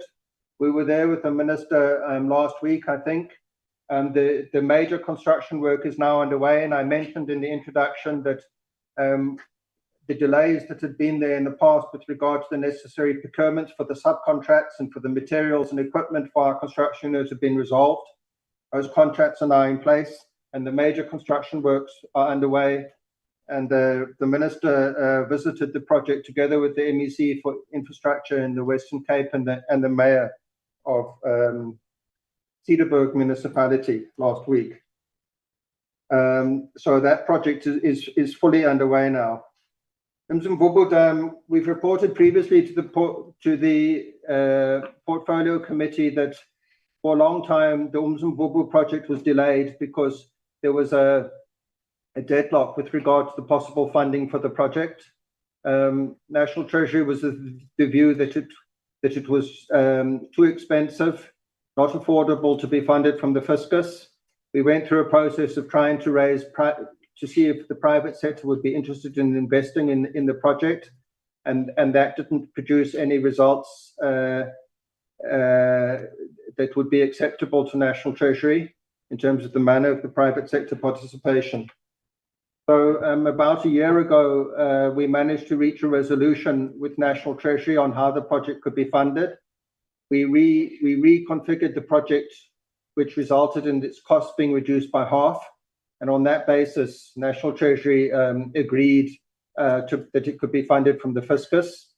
Since then, we've been busy doing all the preparatory work for the project to proceed, getting the environmental approvals, getting the construction license, and another number of other preparatory aspects. Before the end of November, work will be starting on phase 2, which is the actual construction of Ntabalanga Dam. Work will be starting on the construction of the houses for the workforce that will be working there to build Ntabalanga Dam, and we'll be starting with clearance of the area which is going to be inundated by the dam. Then our target is by April next year for actual major construction work to start on work related to the construction of the dam wall. So we have entered now phase 2 of Umzimvubu project, which is to construct the actual Ntabalanga Dam. With regard to the access road, the current progress is 87% on the access road, so it's almost finished.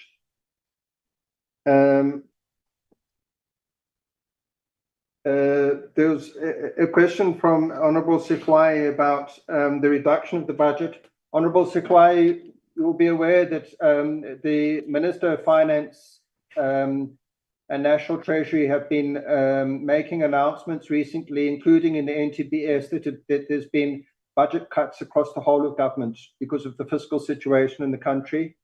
All departments have had their budget cuts, so there wasn't a particular emphasis on DWS. In fact, as far as I know, the amount that our budget was cut is less in percentage terms than many other departments' budgets. So I think National Treasury has done what you suggested, Honourable Sekwai, and I think they have tried to preserve our budget as much as possible compared to the amount that has been cut from other departments' budgets. From Honourable Tseki, there was a question about what are we doing to improve our procurement.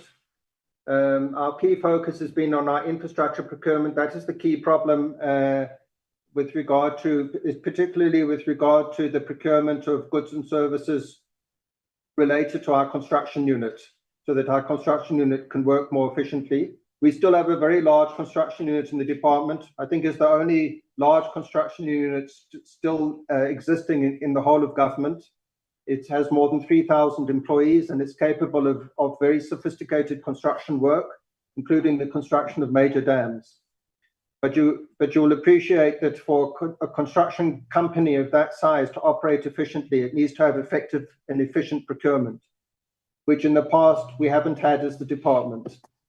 As I indicated in my introductory remarks, National Treasury and this Construction Industry Development Board have put in place guidelines and a special regulatory framework for infrastructure procurement, recognizing that infrastructure procurement needs to be treated differently to other types of procurement of goods and services.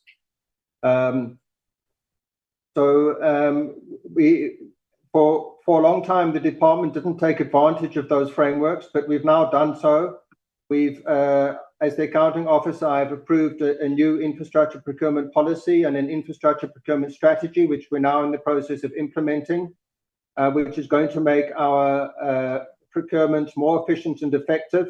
It's going to reduce the number of procurement events, in other words, tenders, by a large amount, so that our procurement becomes more manageable.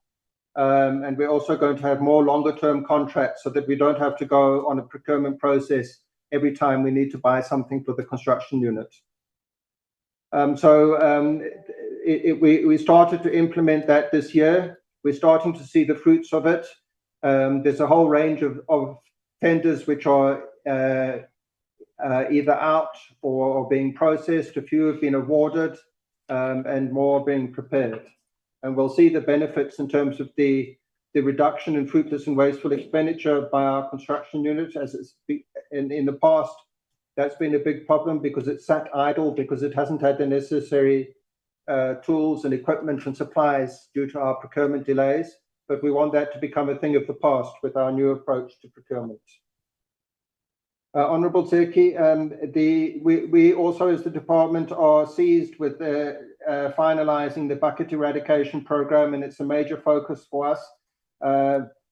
We are working particularly closely with those municipalities where there are still remaining projects to be completed in terms of the initial design of the bucket eradication programme. And we are doing all that we can to try and ensure that the projects are completed this financial year. With regard to Hammanskraal, there is progress. We are working together with the City of Tshwane, National Treasury and the DBSA.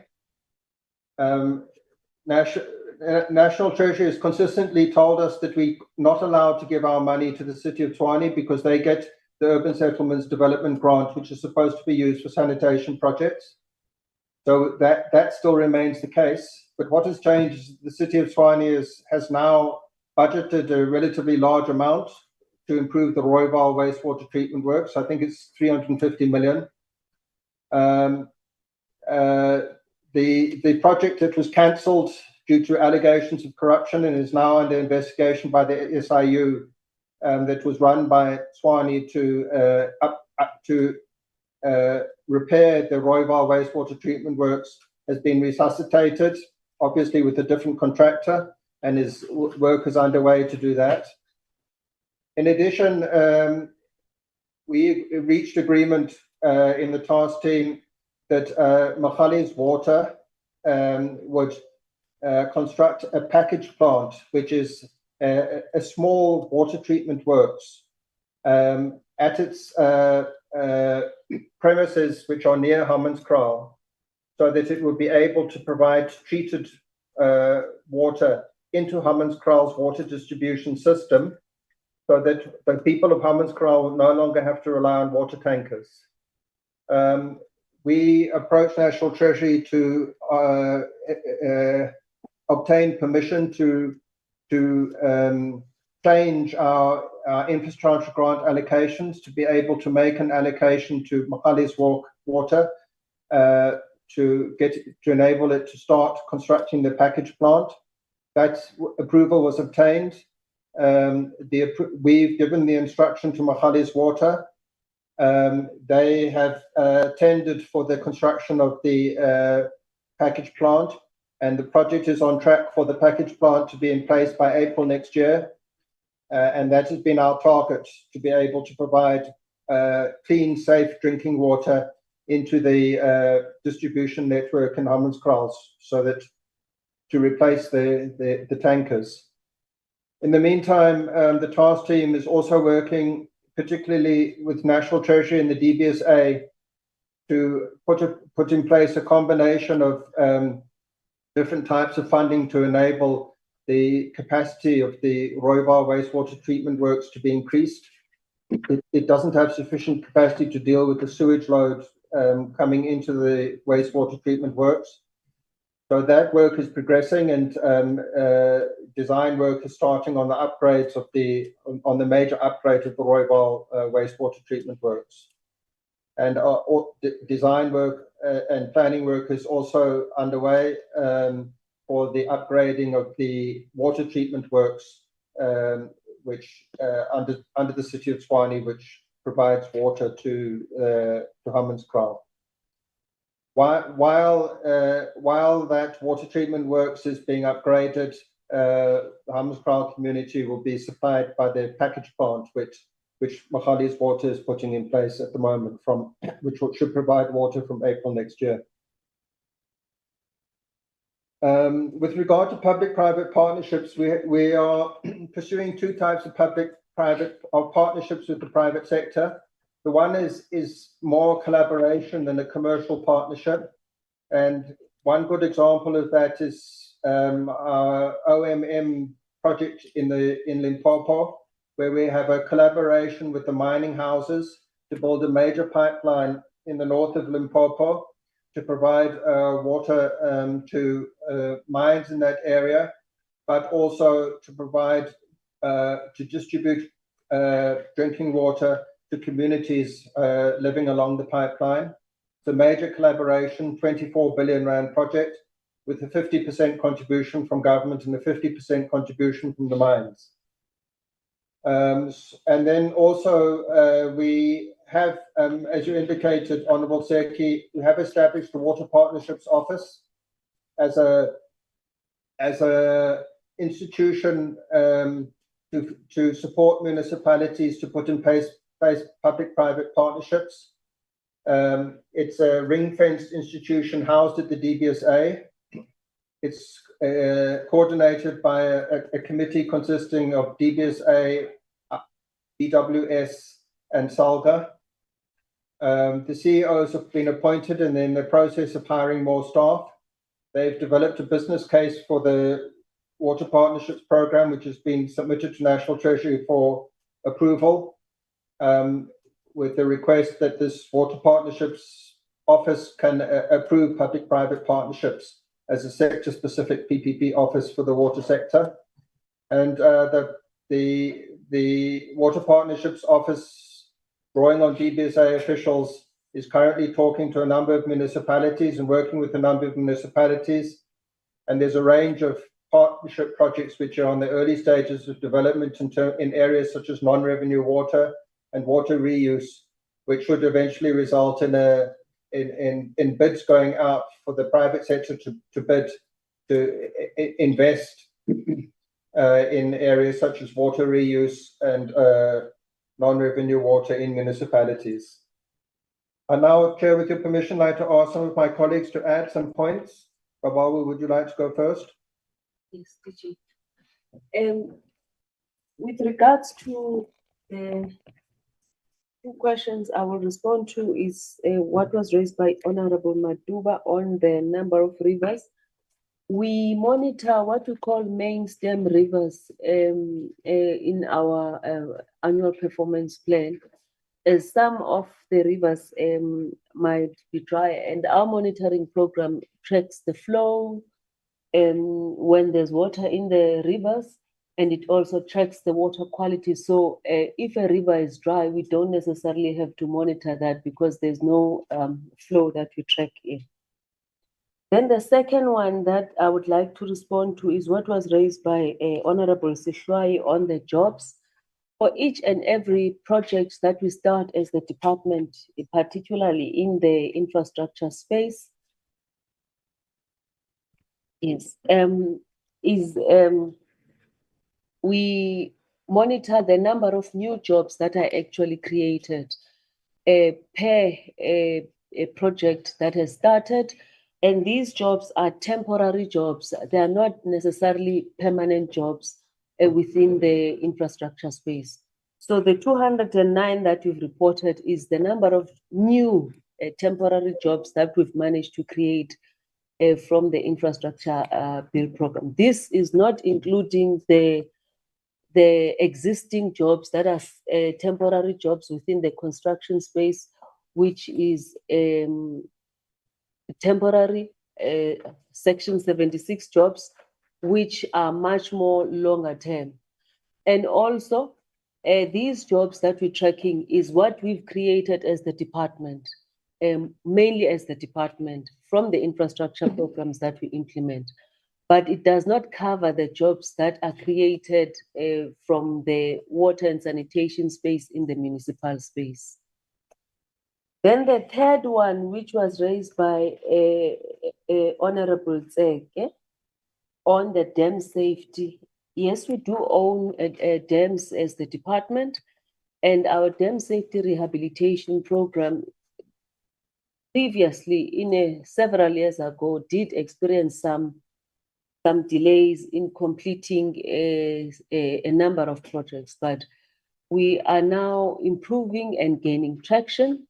As the DG had mentioned, that the efficiencies are being introduced within the construction space, which is implementing most of these projects, and we should be able to implement and achieve our planned targets. Thank you, DG. Thank you, Barbara. Michael, there was a question about our investigations. Thank you, DG. Thank you, honorable members. There was a question about the repercussions for investigations, for those who are implicated in investigations.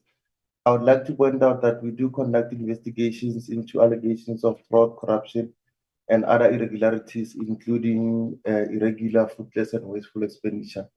On concluding our investigations, we then make recommendations for further action.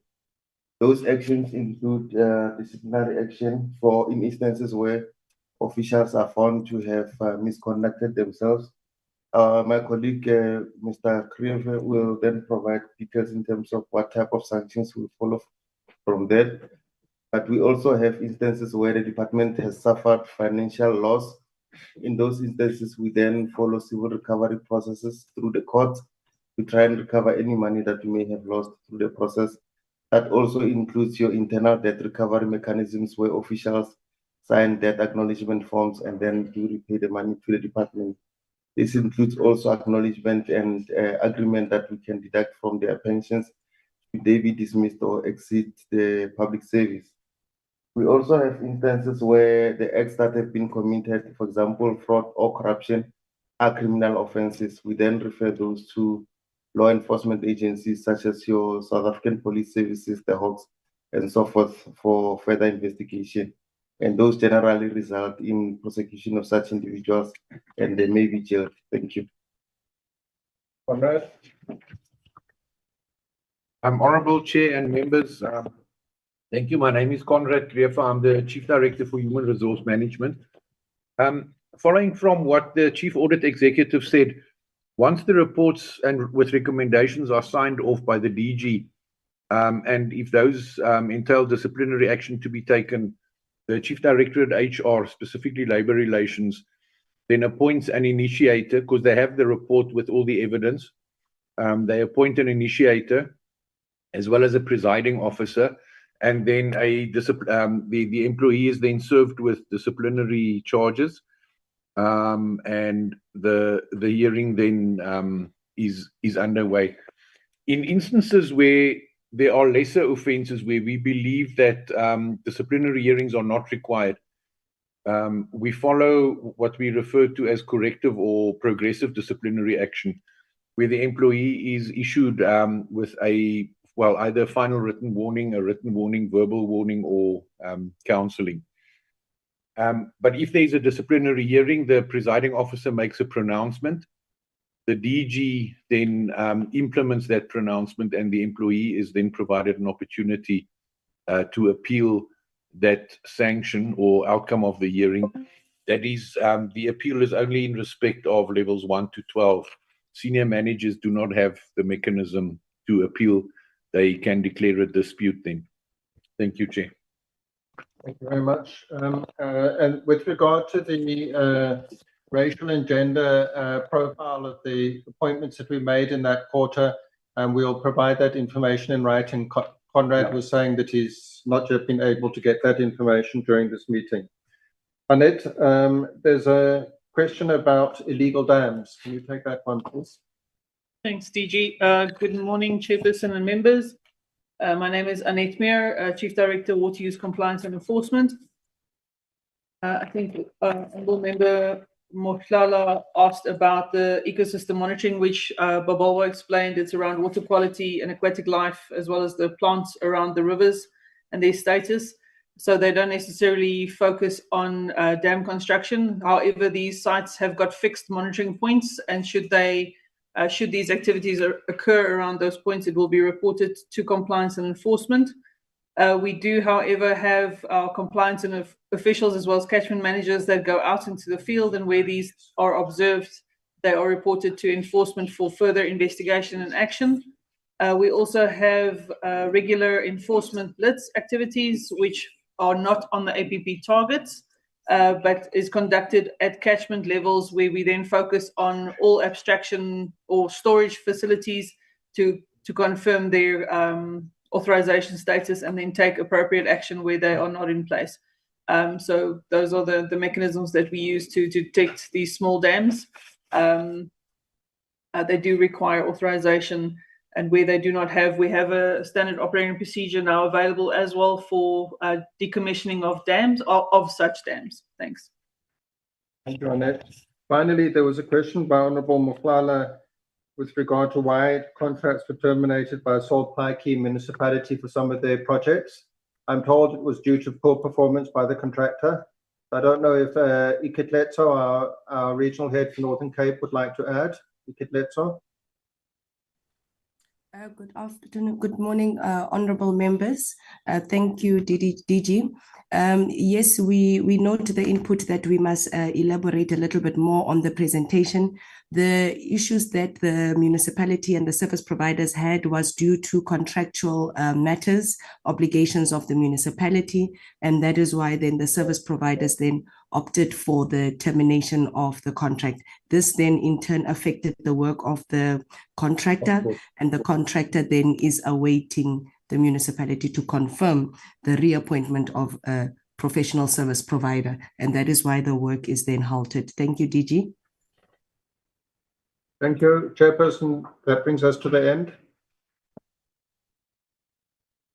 Thank you so much, Sorry, DG. Chair. Sorry, Chair. There's one for Toko to answer. Sorry, I forgot about one. Toko. Thank you, DG. Chairperson and honorable members, DMs. Mine is around Honorable Mosala's question around the transformation of irrigation board to water user associations. Yes, Minister did issue the directive over a 90-day period, and which ended end of July. And by the end of July, we received a request from 70 irrigation boards requesting for extension of the period due to various challenges, but there has been a very positive outcome in the process, and 30 of the irrigation boards submitted their proposals for transformation, and Minister has processed those, and they will be gazetted as water user associations very soon. And in terms of those that are not complying, that are delaying, Minister has strengthened the political oversight by dividing the 175 water user irrigation boards between the DMs so that they can assist in terms of monitoring those that are lagging behind. We are hoping that the process should be finalized by end of March 2024. Thank you, DG. Thank you, Chair. Thank you, DM. Thank you so much. Yes, thank you so much, Comrade Grace. Do you see me? Am I audible? Yes, you are. We can see you.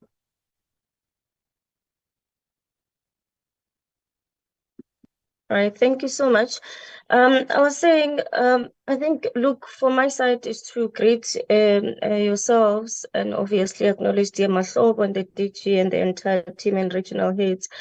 There's a number of things that I think from it's service delivery, but also from doing oversight from our side, also as the executive authority, that there's things that we have to take into cognizance, particularly to yourselves, that fundamental reform really to address water decline in water services, for instance, as part of the comments that were raised, that there are limitations that we need to appreciate, to which the support intervention, obviously at the level of national government, that can address this decline in the reliability and quality of water and sanitation services is something that we need to take cognizance. And in the course of this decline, part of it being the poor maintenance and operations by municipalities, which must be funded by revenue from the sale of water by municipality to customers.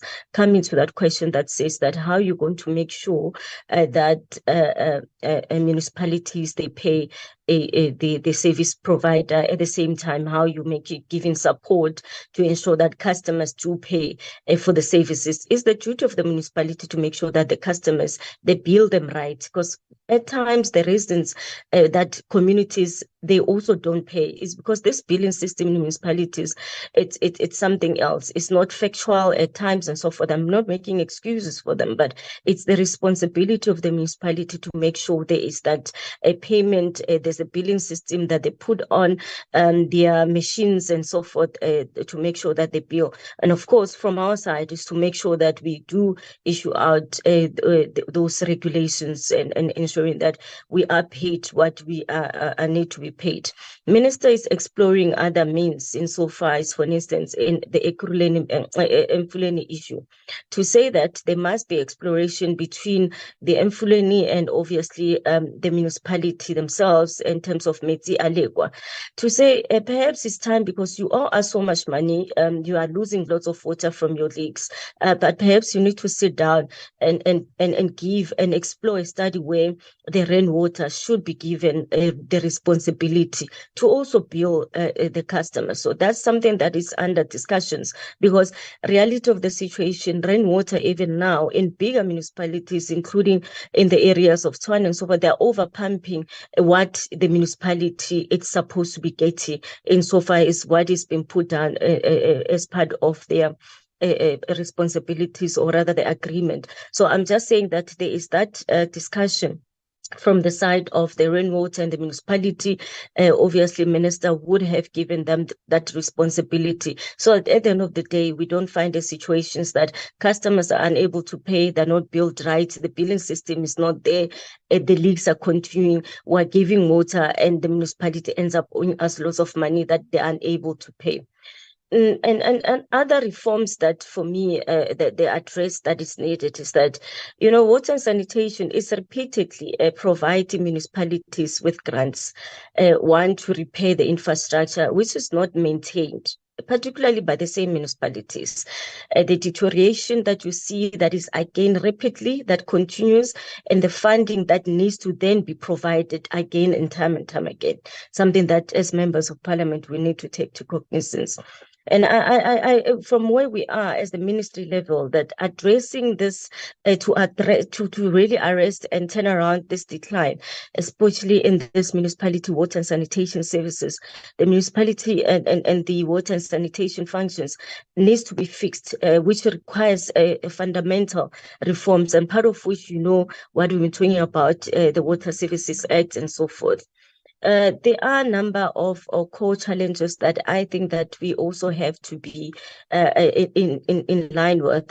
These matters of poor declining services, the low investments, the poor performing institutions, which increase the debts, the reducing the payments, and the key drivers of all of this is where you see the poor performing institutions as a result of poor governance, the ineffective management, a difficult external environment, really. And because you need to consider the issue of the economy that is not doing very well, the unemployment that is there, the poverty that makes it harder to really succeed. But this is not the cause necessarily for me for decline. It's something that we need to take a cognizance to make sure that we turn around the situation. Now, turning around the sector, where we are at ministry level is that we need to increase the investment, improve services, increase the issues of payment, professionally manage, capable, efficiently and financial viable institutions to carry on the task. But what's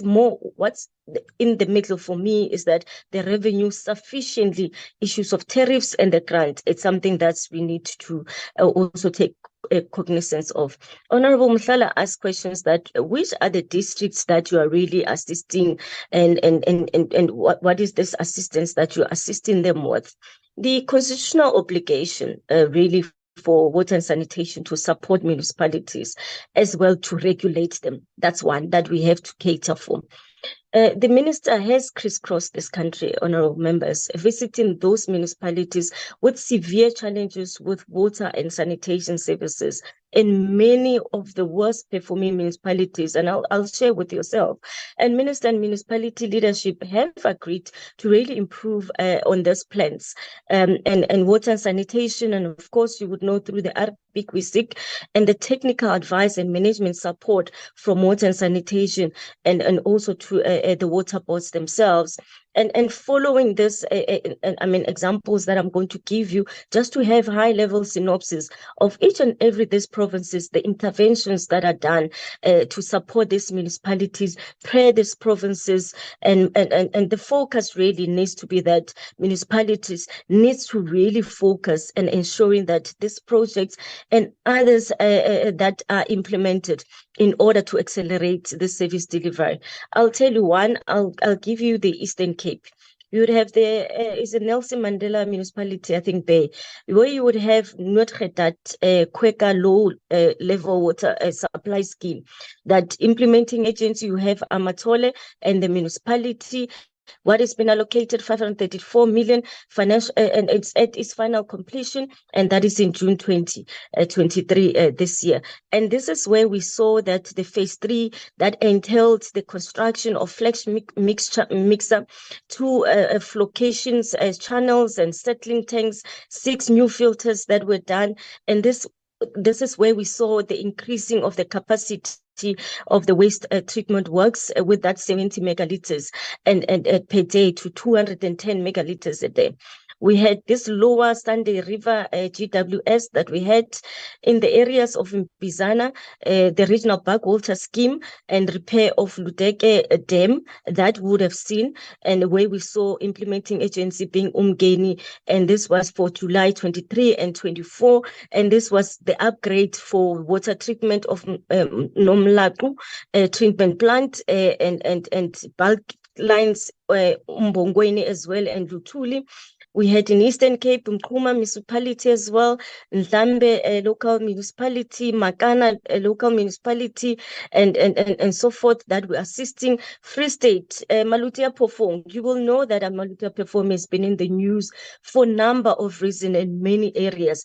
And at this point that the water and sanitation, the interventions in these projects, the upgrading of Sterkfontein water treatment works, refurbishment and upgrading of Fika Patso water purification plants, the upgrading of Intabazwe Rising Main, bulk water supply to Tsiamo and Makolokweng, upgrading of water supply of Putadichaba and CBD area, refurbishment of elands, upgrading of the Kestel wastewater treatment works, refurbishing of Mankwane. So I'm giving you this, and the implementing agency there would have been Bloom Water. And we would have seen Sterkfontein, Fika Patso, Tsiama, Makolokweng, Putadichaba, Kwakwa, Kestel, Harrismith, Intabazwe, Spoonplatz, and Wilgenbach, 1.1 billion. Then was June 23 to April 2027. This is the infrastructure and the interventions that we are also giving. You would have Machabeng local municipality that is also on the news. The unblocking of sewer network in Velcom, Bronville, Virginia, and Tabong, then blocking of the sewer in Ordens, Dalstrust, CBD, Kutwanong, Nyakalong, the Tabong and Bronville. It at least goes on, but basically this would have been in Kutwanong and Nyakalong, Tabong. You would have had wards like Ward 13, 14, 15, 17, 2, 6, 26, 28, 31. In Tabong Extension 1, 1 and 2, in Velcom and Kutwanong and Bronville, Virginia. And this is projects that is estimated to take place in June 2023 to 27. And that's what we're giving 1.5 billion to that. We have Gauteng, Mfulweni, and Mkhale City. Where in Gauteng, you would have that river system interventions that we've been speaking about. You've been seeing on the news. Minister, when the implementing agencies rainwater in the areas that we're addressing, Sebokeng, Mayatin, Luko, and Rispre. This doesn't just only end on water area, it also touches on sanitation, and the budget would have been that 4.7 billion. And this is projects from March 2022 to 2027 in June. And it includes number of refurbishments that we are doing from phase 1s and phase 2s and phase 3 that we also seeing. The issue of unblocking of Lord's human resources that would have collapsed on operations and maintenance, issues of chemicals, the training and skilling transfer and influencing. To answer the question, are you also giving over the skills transfer? Yes. The maintenance of work, personal protective equipment that has been assisted to all this spray in Sibuke, Meyatin, and Lugos. And you would have Mogale City. Mogale City, there's age pipeline replacement, honorable members. And this flip human wastewater treatment works refurbishment phase 1 already would have Dr. Sifularo Housing Project and Dr. Motlana Housing Project. And this is implementing agency. It is Mogale City, and there is 285 million. And this is in August 23 to December 2024. And KwaZulu-Natal, I'll just mention the area, the Zululand district municipality, Umkanyagute, we have been there. We have crisscrossed, we have said on the way in that Umkanyagute, Jozini, the Big Five, Sabisa, Umhlabuyalingana, and Mtuba, and we've been there. The pipeline that is also being done, it includes abstraction of raw water from Jozini Dam, laying of 28-kilometer backline, pump station, and upgrading of Mandlakazi wastewater treatment works, water treatment works there, Umkhuze and others. So this is what is happening. This is in Zululand and UKTM, 2.7 billion, and this started in 2008, honorable members, and projections that 2026 should be the completion. It's been a number of areas. You've been in the committee, you've been interacting with the committee, you would have appreciated the issues that have been happening around that. Umkanyagute, Uku district, and on the Uku, and you know, because it keeps on coming up almost as if there is a number of work that is happening. You would appreciate that the work is complete, and this is from this additional 150 million reprioritized of DWS to arrange to boreholes, the pipe replacement, leaky management, metering and pressure management. All these work packages are practical completion and are already saving these communities. And this is a practical things that we're doing. Umzinyatu, Amajuba district, the Newcastle district that we are assisting, honorable members. Limpopo, Vembe district, and Mopani. Yes, honorable Muhlala, when she spoke about us taking over, would have taken over, and Mopani, for instance. I mean, there is Nandoni Tunsame Regional Backwater Scheme as we speak, and the provision of that raw water pipeline from Nandoni Tunsame in the waste treatment works provision of clean water pipeline to Giyani Water Services, the upgrading of Nandoni from 60 megaliters a day to 100 megaliters a day, and we have Vembe District Municipality, Collins Chabane, and Malamulele East, Muswaneng, Mpambo, Mopani District, and for an example, Giyani and Shikwamani and etc. 55 villages already that we would have targeted at 1.8 billion at actual completion, which is supposed to be in April, and as we move on. So these are things that we're already starting. In Mopani district, the Giyani wastewater refurbishment of phase 1 and done by Lipelo Northern Water, a reticulation of 24 villages in Giyani phase 1 already at 1.3 billion, and this is supposed to take place happening currently from January to 23 to April 2024. Pulukwani City, Capricorn, Masodi, Pulukwani Vembe, we've been there, Musina and Water Services, Sukukune, you know the issues of Sukukune. Dear Mahloba is quite invested in there as a person who's deployed there and doing number of work. We would have Mpumalanga, the Chris Hani local municipality, Sukukune district, that we would have done the project on low scope regional bulk water supply, and this is in Kankala, that is the implementing agency, and would have the Lekwa that would have intervened on Standard 10 Extension 8, internal sewer reticulation repairs. There are a lot. I want to conclude by saying, honorable members, including Northwest, and as you heard, so that as soon as if I don't leave another province, for Northwest, you would have this ministerial intervention that has been really set up by the Minister and Premier of Northwest to start this additional water and sanitation project under the Operation Bulela Metsi that we spoke about in our presentation, by really relocating under expenditure that you would have issues of, and with us as well at the ministry, that we're quite monitoring very closely, because we can't have under expenditure in this day and age on the WISIC and RBIC fund. And the work really done, it will be done across these 4 district municipalities. It's Kenneth Kaunda, Sekgomotso, Mompati, Bojanala district, and Ngaka Modiri Molemo. And this is December 2022. Some would have started in June 2024. That's the progress we're registering that is underway. You would have seen us, we would have been in Northwest on the Brett's water treatment works, the Morotile South Park project, Sitlahobo Park project, and so forth and so on. There are many, and I would want this information to really be shared with members so that you can have this at the tip of your hand.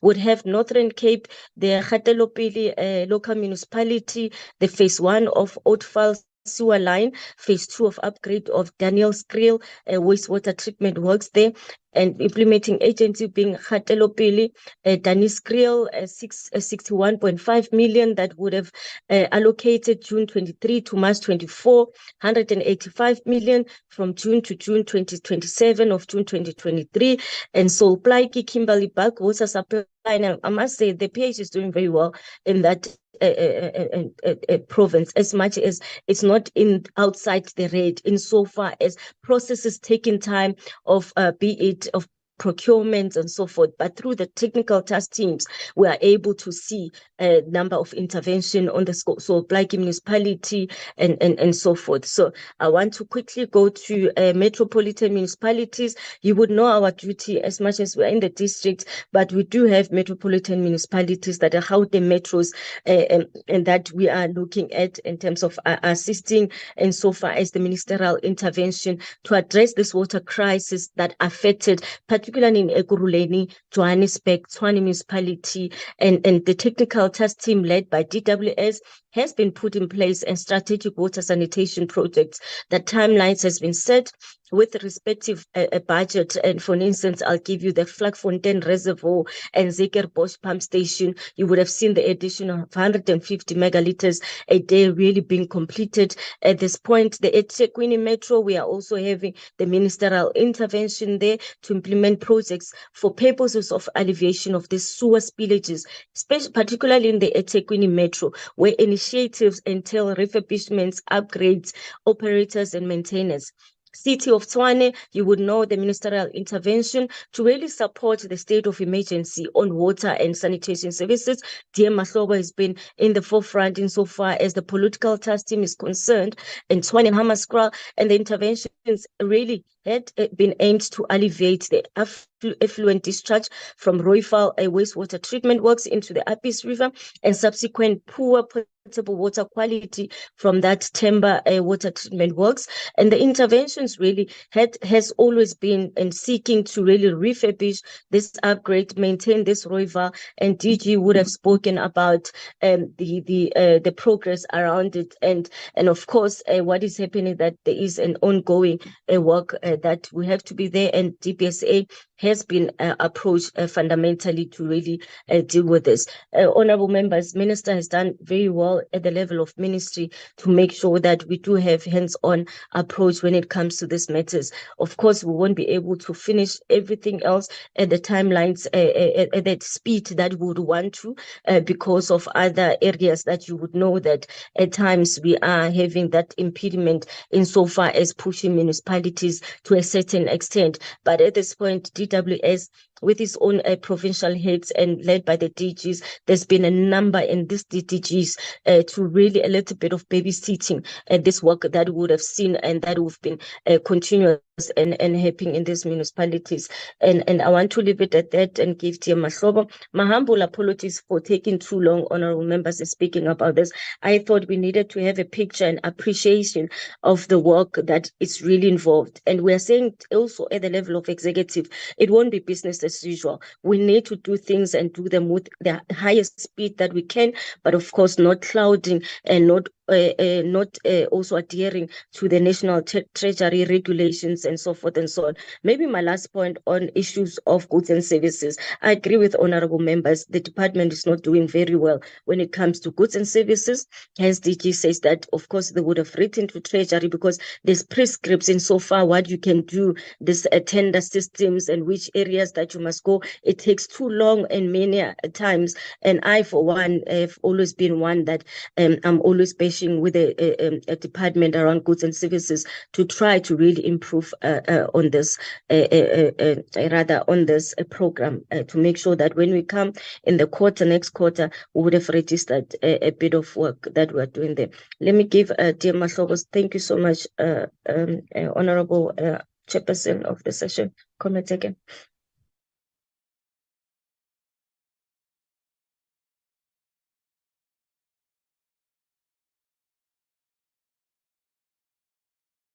Thanks so much, DM Chabalala, for your detailed information.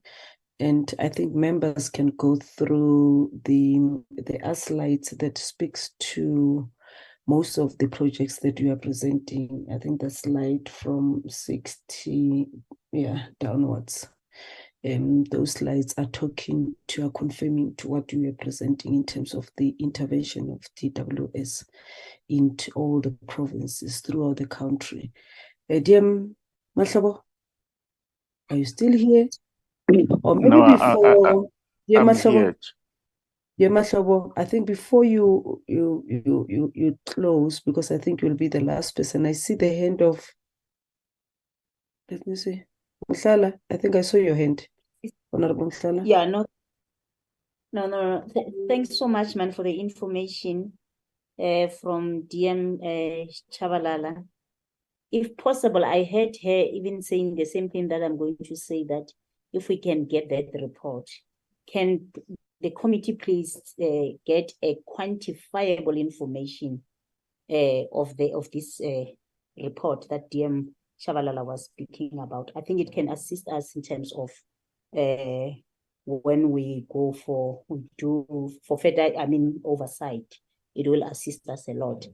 Please, let's get it, DM Mahlobo, DM Chabalala.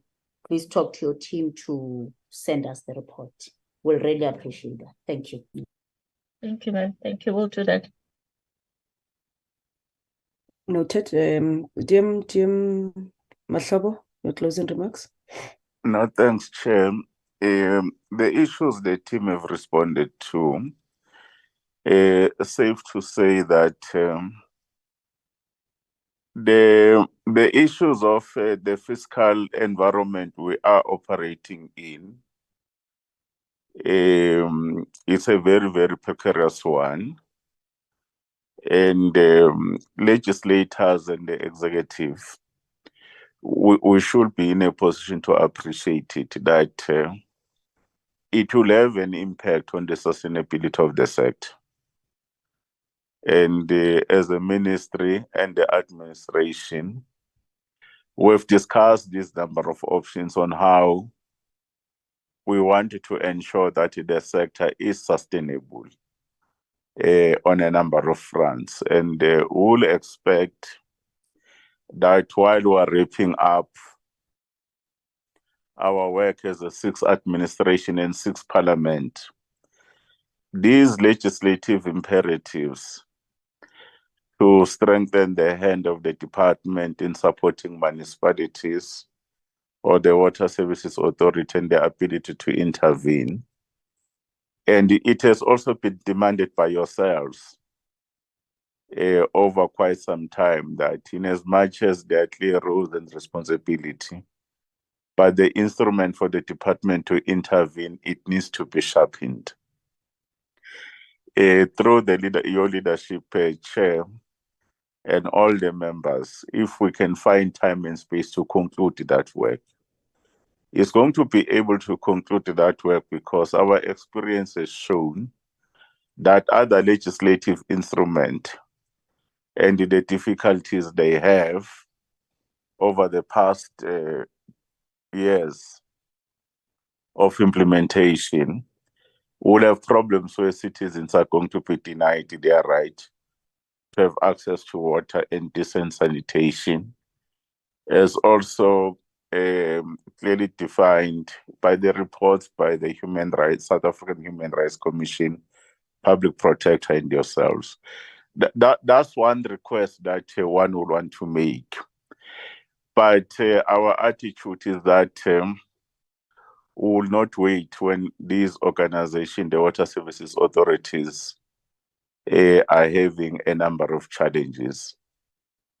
And our reforms that we've done of the water entities, especially the water boards, you could see, Chair, that they are starting to give us the results.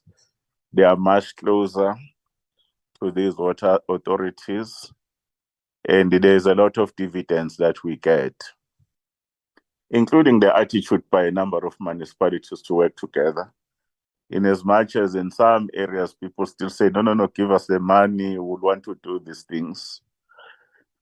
But you could see it's happening. And the risk remains that our effort to deal with the issues of the Vaal Central Water Board in terms of the liabilities they got from Sedibeng, and this municipality, where one municipality owes close to 5 billion, including the ones from Mahalis, they will have to be supported, Chair, like we did with ESCOM, but it's not a blanket approach like the DG will have indicated in the past. And these are some of the issues that I think we should raise. But overall, we are pleased with the progress that the administration is doing with your support, including the level of oversight. And we can always confirm that our problem as a country is not the shortage, but it's a supply problem, which moves from issues of infrastructure management, both in terms of CAPEX and OPEX. And these are some of the issues why that partnership office that was established is a very important instrument, including the issue of private sector involvement, either on build, own, operate, or build, own, train and transfer, or concessions. And it should never, Chair, be misconstrued like others would do and think this is a privatization of water. The state has no intention as the ANC to privatize water, but we'll do whatever it takes to find partnership in terms of the compact that President has called for, and to receive resources that we can. And it has been the backdrop, even the off-take agreements in terms of that are being taken in terms of water purchase agreements. They've always been there, even in the mining sector, over many, many decades. Therefore, these are some of the things that are working. But generally, we are turning the corner. But admittedly, there are still many South Africans who go without access to water and without the benefits of access to water, whether social, economical, environmental, or cultural.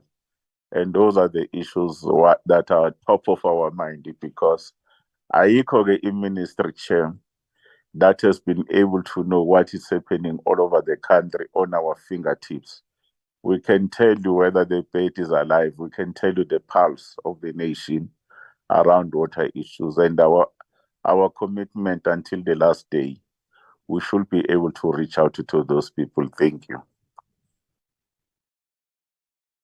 Thank you so much, dear Mahlobo and dear Chabalala. We must assure you that you have our support as the Portfolio Committee. Since day one, all the issues that we have raised, you have been prioritizing them.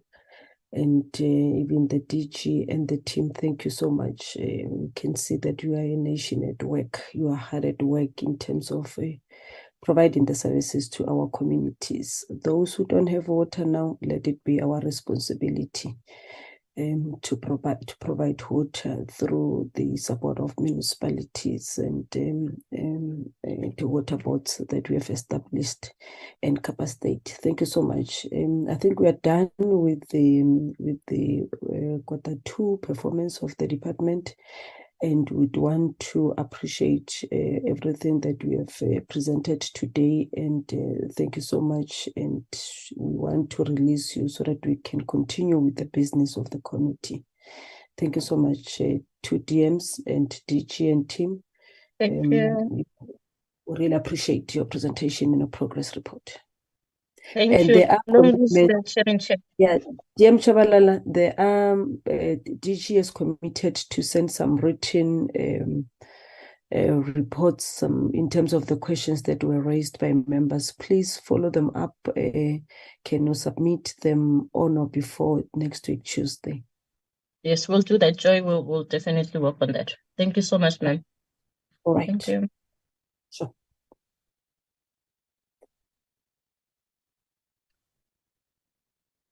Nosipo, I think there are minutes. Oh yes, 31st of October 2023. Members, we are supposed to. When was the 31st? Oh, last week Tuesday. Oh yeah.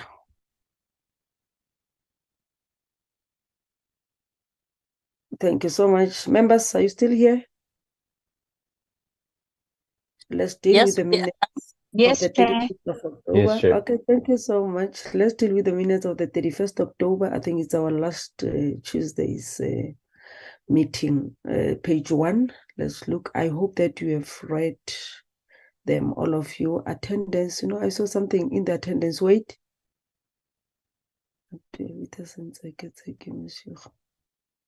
Okay. 246. Okay. Miss Matuba's hand is up. Miss Matuba, we're in page 1. Chair, I've raised my hand in advance. There is something that I need to correct in the Okay. last page. The last page. Okay. Now in page 2. Are we in page 1? Yeah, yes, page 1. Attendance. It's attendance, department officials and members of parliament. Let's go to page 2. Most of the water boards were, yes. There's the attendance of our officials, introduction. This is the content of the department. Content of the report as presented by the department.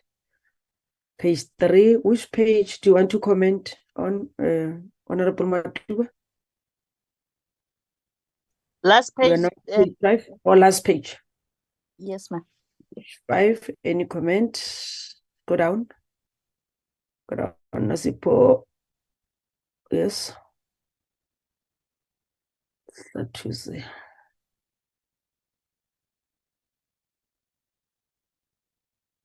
Matuba. Mrs. Matuba. Just correct Apologies that in spelling. advance. Yeah, Matuba. Yes, Honorable Matuba. I think it was the last. It This is the was the last page. second Page page five. before the last page, Okay, Chair. page 4. My Okay. name. Okay. Oh, it was a surname. Oh, yes. Your surname. You have corrected it. Can you correct it, Nosipo? I think you do have access to. Yes, but it's talent that is flighting. I will correct it. Okay, right. Last page 6. The meeting agenda at 12 o'clock. Any mover? Matuba, I move, Chair. Honorable Matuba Mioko moves I for that. second the proposal. Honorable Peterson made the second. Any dissenting view? We're done. Thank you so much. Minutes duly adopted. Is there any other item on the agenda? It's your closing remarks, Chairperson. Oh, we're done. Okay, thank you very much, honorable members. Honorable Motlhala, I think you are happy. Your responses will follow in due course by the department. And thank you for attending and being active in the meeting, in holding the department accountable. Thank you so much. Meeting adjourned 2 o'clock. There's a sitting. Yes, 2 o'clock. Let's connect to a sitting. Those who are in Cape Town, let's go and attend physically to plenary. Thank you so much. Meeting adjourned, honorable members, and have a good day. Thank you, Chair.